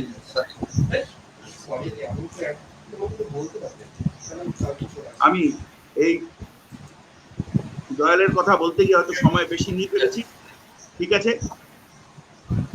জয়গুরু, জয়গুরু, জয়গুরু দা। এটা স্ট্যান্ড হয়ে গেছে কেন? আমার ইয়েটা সরছে না। না না, আমরা শুনতে পাচ্ছি, আমাদের এখানে ঠিকঠাকই আসছে, অসুবিধা হচ্ছে না, আমরা ঠিক মতো শুনতে পাচ্ছি। জয়গুরু, জয়গুরু, জয়গুরু। আমরা আমার ফটোটা স্টিল করে গেছে, ফটোটা স্টিল হয়ে গেছে। না, এখানে ঠিকঠাকই শোনা যাচ্ছিল। আমার আশা করি যারা শুনছেন তারা প্রত্যেকে শুনতে পাচ্ছেন। তাদের বিভিন্ন কমেন্ট থেকে অনুমান করছি যে আমরা সবাই আপনার আলোচনা থেকে সমৃদ্ধ হচ্ছিলাম। যেমন নিয়মিত হই, সব থেকে ভালো লাগছে এই একটু আগে দেখলাম পূজনীয় বুদ্ধদেব দা আমাদের সাথে উপস্থিত রয়েছেন, এবং তিনি যে কমেন্টটি পাঠিয়েছেন সেটা পড়ার পর আর কিছু বলার থাকে না। উনি লিখেছেন জয়গুরু, বিরল জ্ঞানগর্ভ আলোচনা। এরপর আর কিছু বলার থাকে না। ভীষণ ভালো লাগছে যে উনিও অনুষ্ঠানটা আমাদের সাথে দেখছেন বা শুনছেন। শ্রদ্ধেয়, এটা আমার পরম সৌভাগ্য, এটা আমার পরম সৌভাগ্য। আর এটাকে আপনাকেও আমি বলতে মানে আমার মানে কোনো দ্বিধা নেই যে ওই আমার পূজনীয় ডক্টর বুদ্ধদেব চক্রবর্তী মহাশয়ের তত্ত্বাবধানেই আমি এতটা বেড়ে ওঠার সুযোগ পেয়েছি, এবং এইখানে এসে আজ পৌঁছেছি। ওনার একটা বিরাট, ওর মধ্যে আমার প্রতি একটা মানে আশীর্বাদ কাজ করে যাচ্ছে। সেটা আমাদের প্রত্যেকের ক্ষেত্রে আমার মনে হয় সত্যি। শ্রদ্ধেয় চন্দ্রনাথ দা এতক্ষণ ধরে বিভিন্ন অ্যাঙ্গেল থেকে আলোচনা করলেন। প্রথমে উনি শুরু করেছিলেন এই মায়ের কোল আশ্রয় এই বিষয়টা দিয়ে আমি আলোচনা প্রসঙ্গের 11 খণ্ড থেকে একটা লাইন উদ্ধৃতি করছি, ঠিক ওই বিষয়ের উপর। ঠাকুর বলছেন, ইষ্ট হলেন আমাদের নিত্যকালীন আশ্রয়। চন্দ্রনাথদা বলছিলেন যে মায়ের কোল, মায়ের কাছে বা বাবার কাছে যে আশ্রয় খোঁজে শিশু, আর শ্রেষ্ঠ আশ্রয় হচ্ছে আমাদের ইষ্ট বা গুরু। ঠাকুর বললেন ইষ্ট হলেন আমাদের নিত্যকালীন আশ্রয়। আমাদের সব গেলেও কিছু যায় না যদি ইষ্ট নিষ্ঠায় ভাঙন না ধরে। আমাদের এই অচ্যুত ইষ্ট নিষ্ঠাই আমাদেরকে সঠিক পথ দেখাতে সাহায্য করে, সঠিক দিশা নির্দেশ করে। অনেকটা সময় পার হয়ে এসেছি, কথা না বাড়িয়ে আমরা এবার এই বিষয়ের উপর, বিষয়ভিত্তিক, বিষয়ের উপর প্রাসঙ্গিক পাঠ, ঠাকুরের সদ্গ্রন্থ থেকে পাঠ শুনবো। আমাদের সাথে উপস্থিত আছে হাবড়া থেকে আমাদের শ্রদ্ধেয় গুরুভ্রাতা শ্রী সঙ্গীত সুন্দর দে। আসুন আমরা তার কাছ থেকে এই বিষয়ের উপর পাঠ শুনে নিই। আমি সঙ্গীতকে অনুরোধ করছি বিষয়ের উপর পাঠ করতে। জয় গুরু। সঙ্গীত। বন্দে পুরুষোত্তম।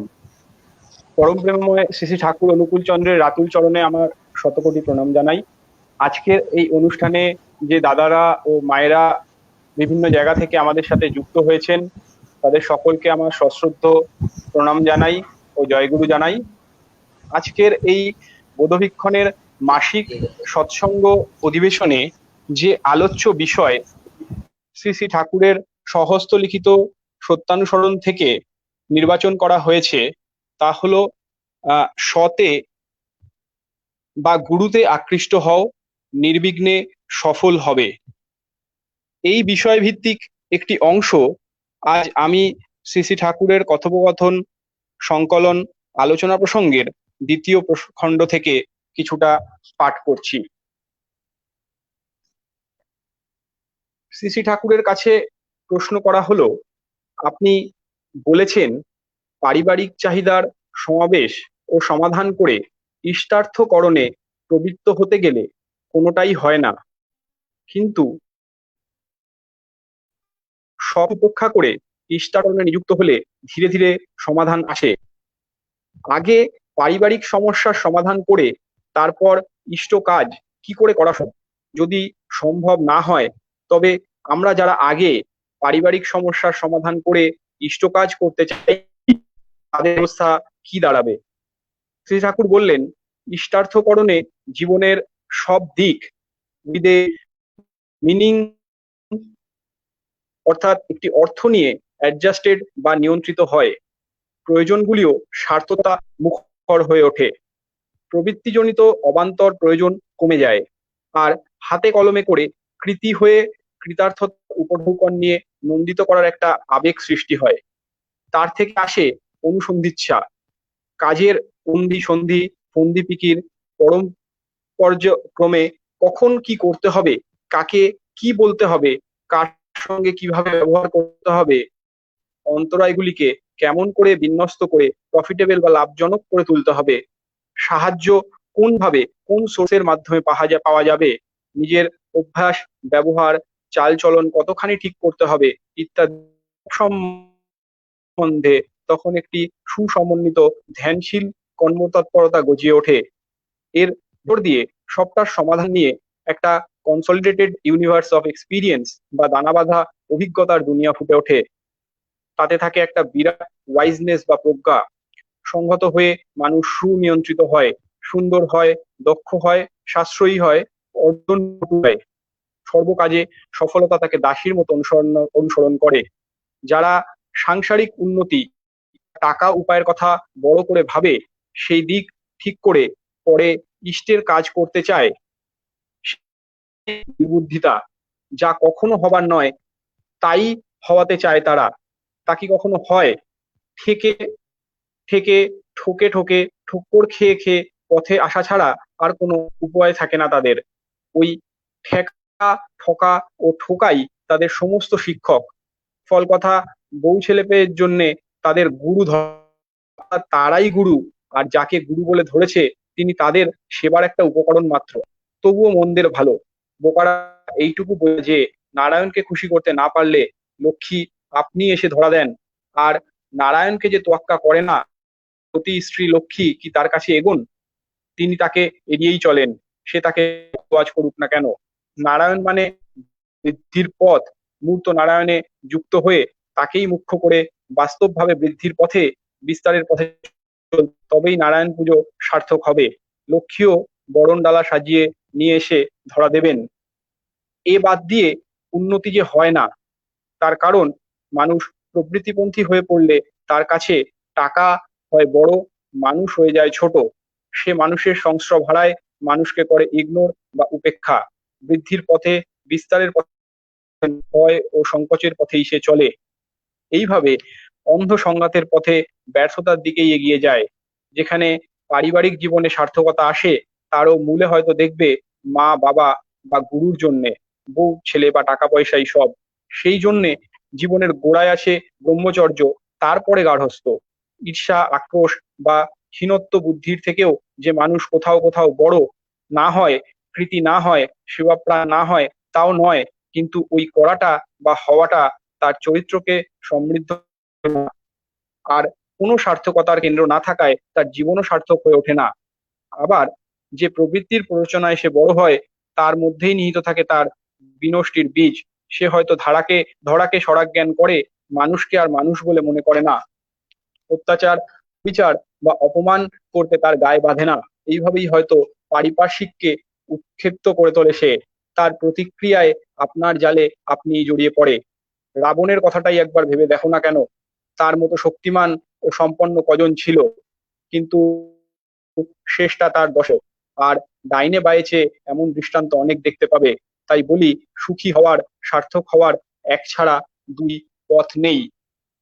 অর্থাৎ মূল সারমর্ম বা শ্রী ঠাকুর তার কথায় যেটি বারবার তুলে ধরতে চাইলেন, তা হলো ইষ্ট ছাড়া অন্য কোনো স্বার্থ বুদ্ধি নিয়ে কোনো কাজ নির্বিঘ্নে সফল হবার নয়।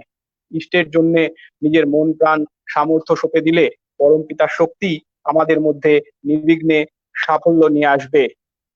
জয়গুরু। সকলকে আন্তরিকভাবে আমার জয়গুরু জানিয়ে এখানেই শেষ করছি। বন্দে পুরুষোত্তমম। সকলে ভালো থাকবেন।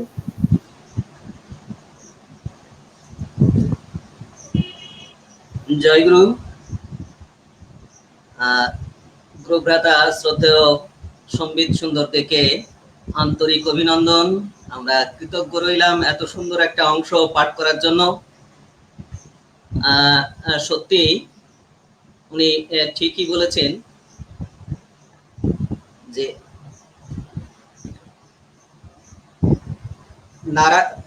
নারায়ণ পূজা সার্থক হবে ওই গুরু ধরলেই। নারায়ণ মানে বৃদ্ধির পথ, মূর্ত নারায়ণে যুক্ত হয়ে তাকেই মুখ্য করে বাস্তবভাবে বৃদ্ধির পথে, বিস্তারের পথে আমাদের চলতেই হবে। এটা অতি বাস্তব কথা। আমি শ্রদ্ধেয় সম্বিত সুন্দরদের সুস্থ, স্বাস্থ্য এবং ইষ্টময় জীবনের প্রার্থনা করি। আশা করব আবারও এরকম সুন্দর নির্বাচন নিয়ে কখনো আমাদের সাথে আবারও যুক্ত হবেন। জয়গুরু। আমাদের সাথে দীর্ঘক্ষণ অপেক্ষা করছেন শ্রদ্ধা শ্বেতা মা। আমরা আলোচনা শুনলাম, দীর্ঘক্ষণ পাঠ শুনলাম। এবার একটা ভক্তি সঙ্গীত শুনব শ্রদ্ধা শ্বেতা মায়ের কণ্ঠে।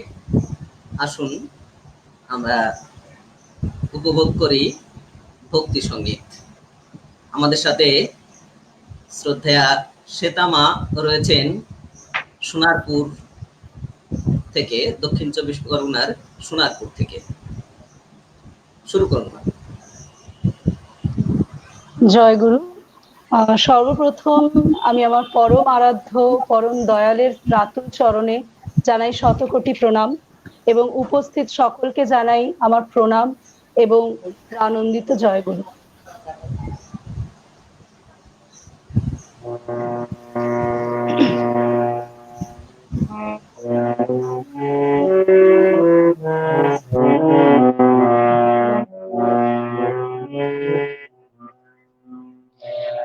আজি ধন্য হলো ধরার ধুলি দয়াল ঠাকুর পেয়ে, আজি ধন্য হলো ধরার ধুলি দয়াল ঠাকুর পেয়ে। আয় ছুটে আয় আয় রে তোরা আনন্দ গান গে, আয় ছুটে আয় রে তোরা আনন্দ গান গে। আজি ধন্য হলো ধরার ধুলি দয়াল ঠাকুর পেয়ে।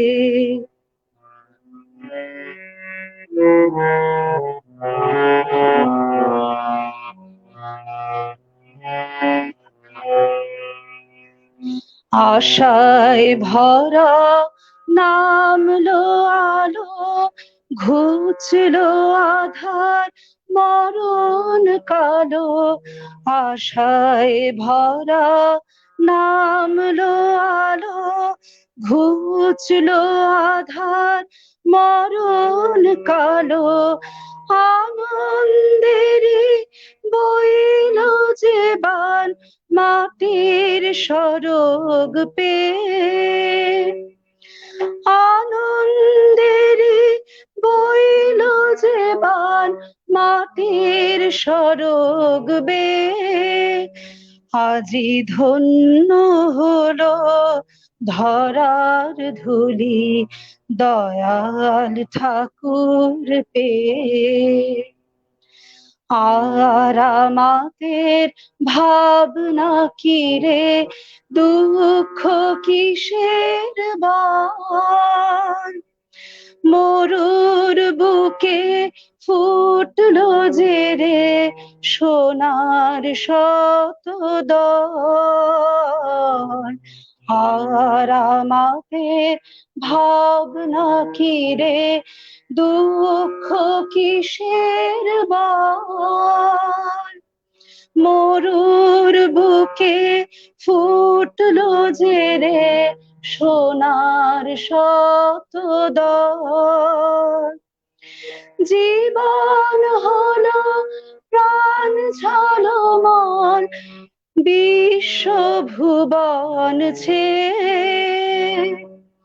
জীবন হলো প্রাণ ঝলমল বিশ্ব ভুবন ছেয়ে।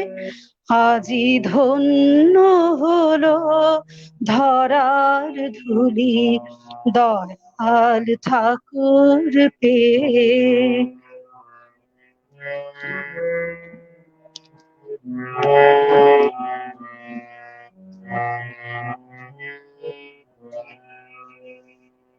ঝড় তুফানের রাত কেটেছে, ভেঙেছে রে ভোর, নতুন প্রভাত আনলো ধরায় ঠাকুর অনুকূল। ঝড় তুফানের রাত কেটেছে, ভেঙেছে রে ভোর, নতুন প্রভাত আনলো ধরায় ঠাকুর অনুকূল।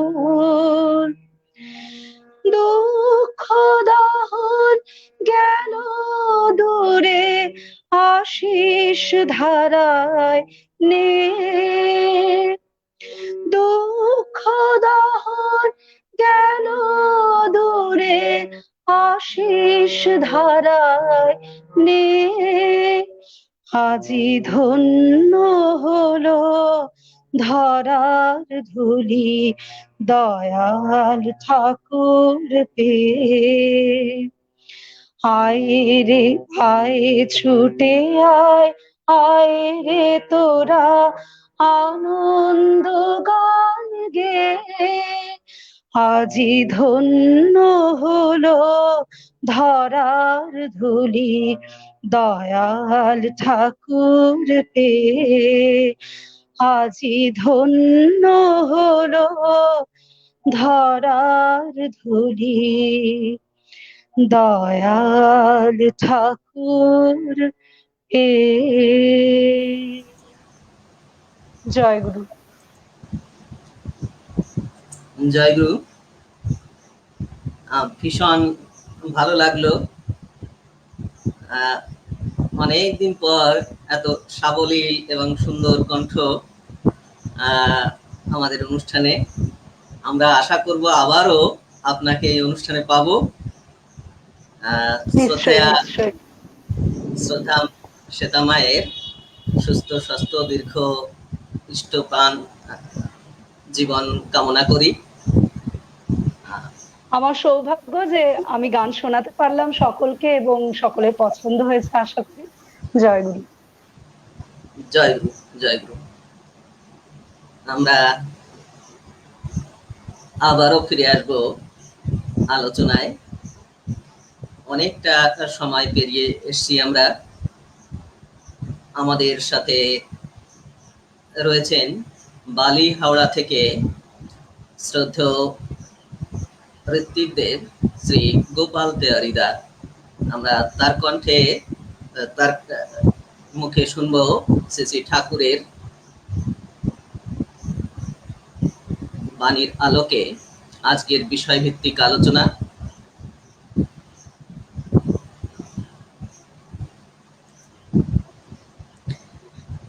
আমি আলোচনা প্রসঙ্গের দ্বিতীয় খণ্ড থেকে সামান্য একটা কথা যোগ করছি, তারপর আমরা চলে আসবো শ্রদ্ধেয় শ্রী গোপাল তেওয়ারিদার কাছে। আলোচনা প্রসঙ্গের দ্বিতীয় খণ্ডে ঠাকুর এক জায়গায় বলছেন, তাকে ভালোবাসো, তাকে অর্থাৎ ইষ্টকে, আর যা করবে তার জন্যই করো।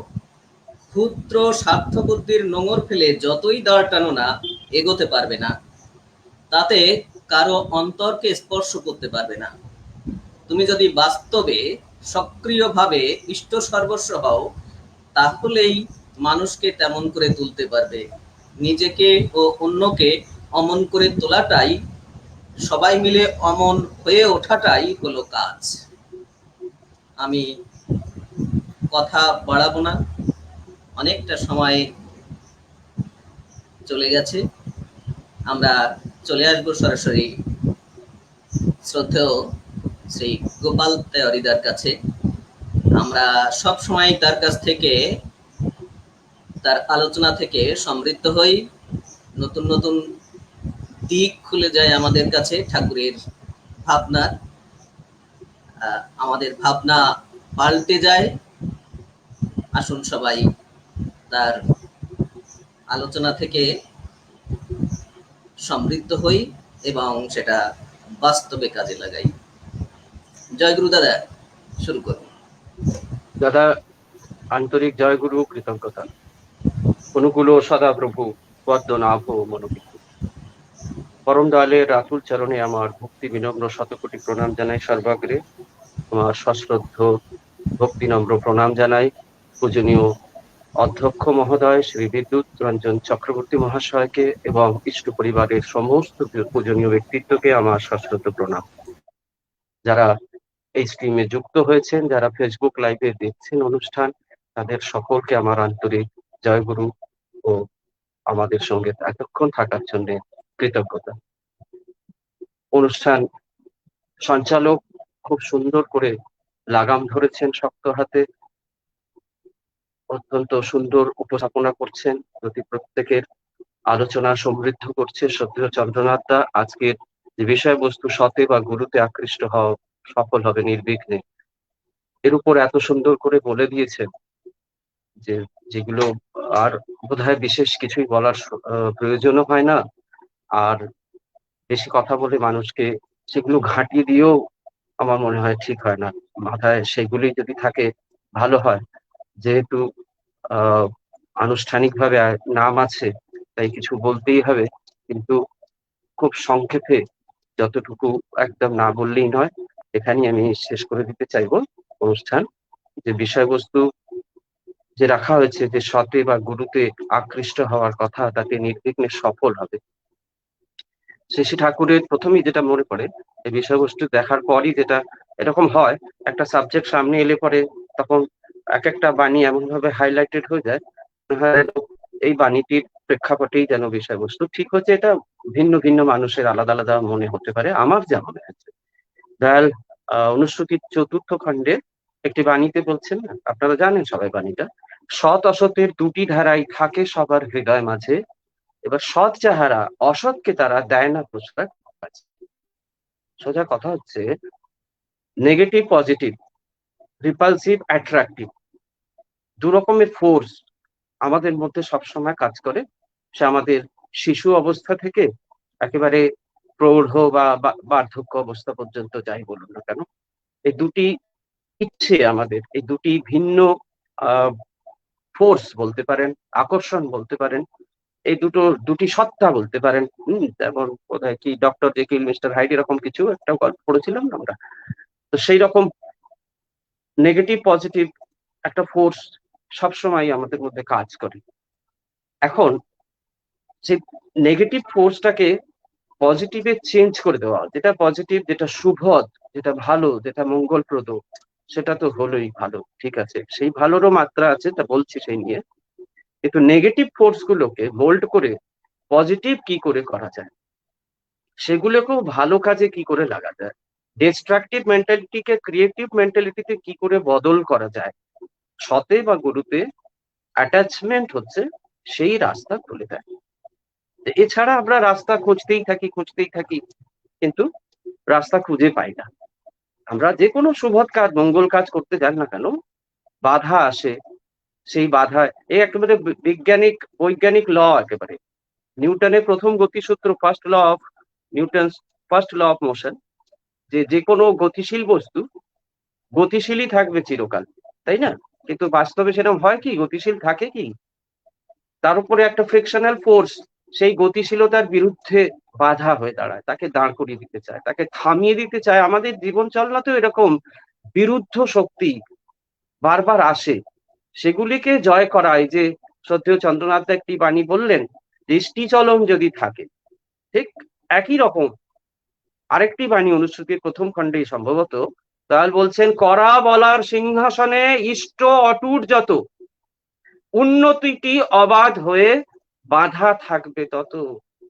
আমার করা বলা সবকিছুর মধ্যে ইষ্টের জন্য, ইষ্টকে ভালোবাসায় যে সফল হবে কথাটি যুক্ত হয়েছে আজকে, এটা তো সত্যানুসরণের একটি অংশ বিশেষ। তো সাফল্যটা কিসের, সেই সাফল্যের মাপকাঠি কি? সাফল্য কিন্তু অর্থ রোজগার বিরাট করে ফুলে ফেপে ওঠা তা নয়। দয়াল বলছেন যে ইষ্টের জন্যই ইষ্টকে ভালোবাসলে কি হয়, জীবনে অন্য চাওয়া পাওয়া গুলির জন্য আর প্রত্যাশা করে বসে থাকতে হয় না। ধর্ম, অর্থ, কাম, মোক্ষ তখন মানুষের করতল গত হয়। তাই আমার জীবনকে গুরুর সঙ্গে অ্যাটাচ করে সতে সংযুক্তির দ্বারা আমাদের মধ্যে যে ইগোইস্টিক কমপ্লেক্স গুলি আছে, যে দুর্বলতা গুলি আছে, সেগুলোকে চিনে নেওয়া এবং সেগুলোকে শুভের পথে, মঙ্গলের পথে চ্যানেলাইজড করা, মোল্ড করা, সেই দিকে ঘুরিয়ে দেওয়া। গুরু শব্দ আমরা গুরু বন্দনায় বলি না, গুরুর কাজই তো তাই। যে অজ্ঞান ও তিমিরান্ধস্য জ্ঞানাঞ্জন শালাকায়া চক্ষুর মিলিতং যেন তস্मै শ্রী গুরুবে নমঃ। সদ্গুরুর শরণে এলে, দীক্ষা নিলে আমাদের মনের অন্ধকার দূর হয়, তাই না? দয়াল বাণীতে বলছেন যে বিপাক পথে হাত ধরে যে চলার কায়দা জানিয়ে দেয়, তাকেই জানিস গুরু বলে, অভয় পদে সেই তোলে। সেই অভয় পদে থাকতে গেলে জীবনে একজন লিভিং আইডিয়াল থাকার প্রয়োজন। এছাড়া কি হয়, বহু গুণে গুণান্বিত মানুষও তার গুণের সঠিক প্রকাশ হয় না, একটা ডিসইন্টিগ্রেটেড লাম্পসের মতো টুকরো টুকরো হয়ে কখনো কখনো তার বিচ্ছুরণ হয় বটে, কিন্তু সে সাফল্য লাভ করে না। দয়াল একটি বাণীতে বলছেন না, আদর্শহীন অবিবেকী বহু গুণেও হয় সে মেকি। জীবনে আদর্শ নেই, গুণ অনেক আছে, কিন্তু সেই গুণও একসময় ঝুঠা, কৃত্রিম, আর্টিফিশিয়াল প্রমাণিত হয়, কোনো কাজে লাগে না মানুষের। তাই গুরুর সঙ্গে অ্যাটাচমেন্ট হলে না হলে পরে, আমাদের পূর্ববর্তী আলোচক বারবার পূর্ববর্তী অবতার পুরুষের কথা বলছিলেন, ঠাকুর শ্রীরামকৃষ্ণই বলেছেন গুরু হলো ঘটক, যিনি ভগবানের সঙ্গে আমাদের যোগাযোগটা ঘটিয়ে দেবেন। ঘটক যেমন দুটো পরিবারের মধ্যে বৈবাহিক সম্পর্কের সংযোগটা করে দেন, তো গুরুও সেরকম ঘটক। তাই প্রত্যেক শাস্ত্রে গুরুকে এমনকি ঈশ্বরের চেয়েও, ভগবানের চেয়েও মূর্ত ভগবান বলে বারবার স্বীকার করা হয়েছে। এবং সেই গুরু কিন্তু হতে হবে অবশ্যই সৎগুরু, যেমন তেমন গুরু নয়। সন্ত কবীর দাসের একটি দোহা মনে পড়ছে, যাকা গুরু ভি আন্ধলা চেলা খরা নিরন্ধ, অন্ধেই অন্ধা ঠেলিয়া দুন্নু কূপ পড়ন্ত। অর্থাৎ বাংলা মানে হচ্ছে, যার গুরু নিজেই, গুরু তো আমাদের পথ দেখাবেন, আলো দেখাবেন, তো গুরু নিজেই যদি অন্ধ হন, চেলাও তার শিষ্য, চেলা অর্থাৎ শিষ্য, শিষ্যও যদি জন্ম অন্ধ হয়, সে অন্ধই থেকে যাবে, গুরু তো তাকে দেখাতে পারছেন না রাস্তা। এবং এক অন্ধ আর এক অন্ধকে ঠেলতে ঠেলতে পরিণতি কি, দুজনেই কূপ অর্থাৎ কুয়োয় পড়ে প্রাণ ত্যাগ করবেন। তাই সদ্গুরু ছাড়া জীবনে যেমন তেমন গুরুর দীক্ষার কথা, যে ভালোর কথা বলা হলো, যে সুয়ের কথা বলা হলো, যেদিকে আমরা মোল্ড করব নিজেকে, যে জীবনে একজন আদর্শ। অনেকেই এখন ভাবেন যে এখনকার জীবনে তো, এখনকার যে লাইফ, আমাদের প্রচুর অ্যাক্সেস, এদিক ওদিক থেকে অনেক কিছু আমি জোগাড় করতে পারি, কিন্তু আমাদের দাঁড়াটা শক্ত হয় না। আর যে শক্ত দাঁড়ার উপর দাঁড়িয়ে, দাঁড়াটাই যদি কমজোর হয়, নরম হয়, তাহলে কিসের উপর আপনি দাঁড়িয়ে মানুষের সেবা করবেন, মানুষের মঙ্গলে লাগবেন? এই একটাই তো মানুষ জীবন, সেই জীবনটা সার্থক হয় কখন? মানুষের মঙ্গলে যদি, ইষ্ট স্বার্থ যদি আমার পারিপার্শ্বিকের মধ্যে নাই প্রতিষ্ঠা করতে পারলাম, তাহলে জীবনটাই তো ব্যর্থ। তাই দয়াল বলছেন, কাউকে যদি না মানিস তুই, দাঁড়াবি তুই কিসে, মরবি ঘুরে ইতস্তত হারা হয়ে দিছে। আজ এটা ভালো লাগবে, কাল ওটা ভালো লাগবে, এই বিক্ষিপ্ততার মধ্যে কখন আমার জীবনটা পট করে শেষ হয়ে যাবে আমি টেরও পাবো না। তাই সতের সংযুক্তির দ্বারাই নির্বিঘ্নে সফলতার চাবিকাঠি বলতে পারেন। দয়াল বলছেন, ভালো মন্দ বিচার করে বিধ্বস্ত না হয়ে তুমি বিচার করার মালিক নয়, তুমি শুধুমাত্র ভালোবাসা অনুশীলনের দ্বারা ইষ্টের পরম সম্পদ হয়ে ওঠো এবং তার মঙ্গল ইচ্ছা বাস্তবে পূরণ করো। বাকি কর্ম কিয়ে যা, কর্ম কি ফল কি চিন্তা মত করে ইনসান। গীতায় বলছেন না ভগবান, কর্ম করে যেতে হবে আমাদের। ফলের, আমার কর্ম যদি সঠিক হয়, আদর্শের সঙ্গে অ্যাটাচমেন্ট যদি আমার নিবিড় হয়, তাহলে সে কর্মের পরিণাম সবসময় ভালোই হবে। আমি পরম দয়ালের রাতুল চরণে আপনাদের প্রতি প্রত্যেকের সুস্থ স্বাস্থ্য দীর্ঘায়ু কামনা করে আজকের আলোচনা এখানেই শেষ করছি। একটি কথা অবশ্যই শেষে সংযোজিত করব। আজকে কমেন্ট দেখছিলাম মানুষের, বিভিন্ন মানুষ, আমি ভাবতাম আমি বোধহয় চর্যাশ্রম ফাউন্ডেশনের সবাইকে চিনি, কিন্তু আজ এমন বহু মানুষের কমেন্ট দেখলাম যাদের আমি কখনো দেখিনি, কখনো তাদের নাম শুনিনি, কখনো চিনিনি। আমার খুব ভালো লাগলো। একটি গাছ লাগালে পরে উঠোনে যখন সে গাছটি ফল দিতে শুরু করে, তখন যে আত্মতৃপ্তি, যে আপ্লুতি মানুষের মনে থাকে, হয়, ঠিক আজকে সেই আপ্লুতি আমার মনে সত্যি উদ্রেক হচ্ছে। আমি সকলের এই সহযোগিতার জন্য পরম পিতার রাতুল চরণ সকলের মঙ্গল কামনা করব। আপনাদের কাছে সত্যি আমরা প্রত্যেকে এই বোধবীক্ষণ টিমের সকলে আমাদের আন্তরিক কৃতজ্ঞতা স্বীকার করবেন। জয় গুরু। জয় গুরু। আমাদের আশা মিটল না। অত্যন্ত সংক্ষেপে এবং সুন্দরভাবে সফলতার মাপকাঠি কি হওয়া উচিত, কিভাবে আমাদের এগোনো উচিত, সফলতা কি, কেন, কিভাবে, সবকিছুকেই একত্রিত করলেন বটে, কিন্তু আমাদের আশা মিটল না। শ্রদ্ধেয় শ্রী গোপাল তেওয়ারিদাকে আন্তরিক অভিনন্দন। আমরা কৃতজ্ঞ তার এই দৃঢ় এবং সুন্দর আলোচনার জন্য। হয়তো দাদা অনেকটা সময় পেরিয়ে গেছি আমরা, তার জন্য তার বক্তব্যকে সংক্ষিপ্ত করেছেন, কিন্তু আমরা আরো চাইছিলাম নিশ্চয়ই পরে কোনো অনুষ্ঠানে আবার দাদার এই আলোচনা, বিস্তৃত আলোচনা শুনতে পাবো। আমি আলোচনা প্রসঙ্গের দ্বিতীয় খণ্ডে খুব সাধারণ একটা কথা, একেবারে সহজ একটা কথা না বলে পাচ্ছি না, যেটা শ্রদ্ধেয় গুরুভ্রাতা শ্রী সম্বিত সুন্দর দে তার আলোচনার মধ্যে বিস্তৃতভাবে বলেছেন, পড়েছেন। শ্রী চন্দ্রনাথ মুখার্জি দা বারবার বললেন আমাদের শ্রদ্ধেয় শ্রী গোপাল তেওয়ারি দাও। ছোট্ট করে এই কথাটা আমি না বলে পাচ্ছি না, একেবারে একটা সাধারণ কথা, সেটাকে সুন্দর করে আমাদের দুজন আলোচক অনেক বিস্তৃত করে ব্যাখ্যা করেছেন। নিশ্চয়ই আমরা তার থেকে রসদ সংগ্রহ করতে পেরেছি এবং সেটা বাস্তবে কাজে লাগাতে পারবো। ঠাকুর এরকম বলছেন, মানুষের জীবনে মুখ্য হওয়া উচিত তার ইষ্ট, তবেই তার মাথা ঠিক থাকে।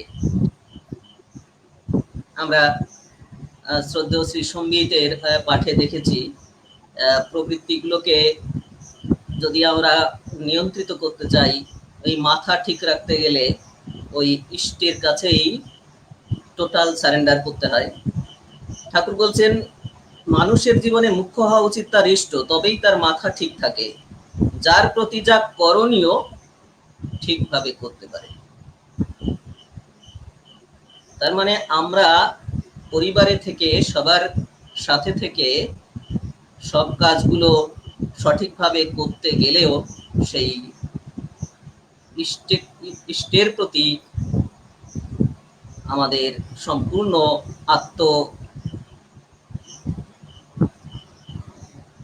নিবেদিত হতে হবে। আমরা যেন সত্যি সত্যি ইষ্টের হয়ে উঠি, এই প্রার্থনা করে আবারও যারা আজ অনুষ্ঠানে উপস্থিত ছিলেন প্রত্যেকের সুস্থ স্বাস্থ্য দীর্ঘ প্রাণ জীবনের প্রার্থনা করে, পারিপার্শ্বিকের সার্বিক মঙ্গল প্রার্থনা করে আজকের অনুষ্ঠান শেষ করব। আমি শ্রদ্ধেয় গোপাল দাকে ধ্বনি দিয়ে অনুষ্ঠান শেষ করতে অনুরোধ করছি। জয় গুরু। জয় গুরু। জয় গুরু। বন্দে পুরুষোত্তমম, বন্দে আর্য পিতৃন, বন্দে মাতৃবর্গান, বন্দে অহং কৃষ্টি দৈবতাং, परम प्रेममय श्री श्री ठाकुर अनुकूल चंद्र जी की जय। भक्त वत्सल भगवान परम दयाल श्री श्री ठाकुर अनुकूल चंद्र जी की जय। परम प्रेममय श्री श्री ठाकुर अनुकूल चंद्र जी की जय। वंदे पुरुषोत्तमम, वंदे पुरुषोत्तमम्, वंदे पुरुषोत्तमम, वंदे वन्दे पुरुषोत्तमम्, वंदे पुरुषोत्तमम, वंदे पुरुषोत्तमम्। সবাইকে আমার জয় গুরু। जय। জয় গুরু, জয় গুরু। জয় অনেক গুরু, ধন্যবাদ। জয় গুরু গোপাল দা, জয় গুরু। দাদা আপনাকে আমাদের কৃতজ্ঞতা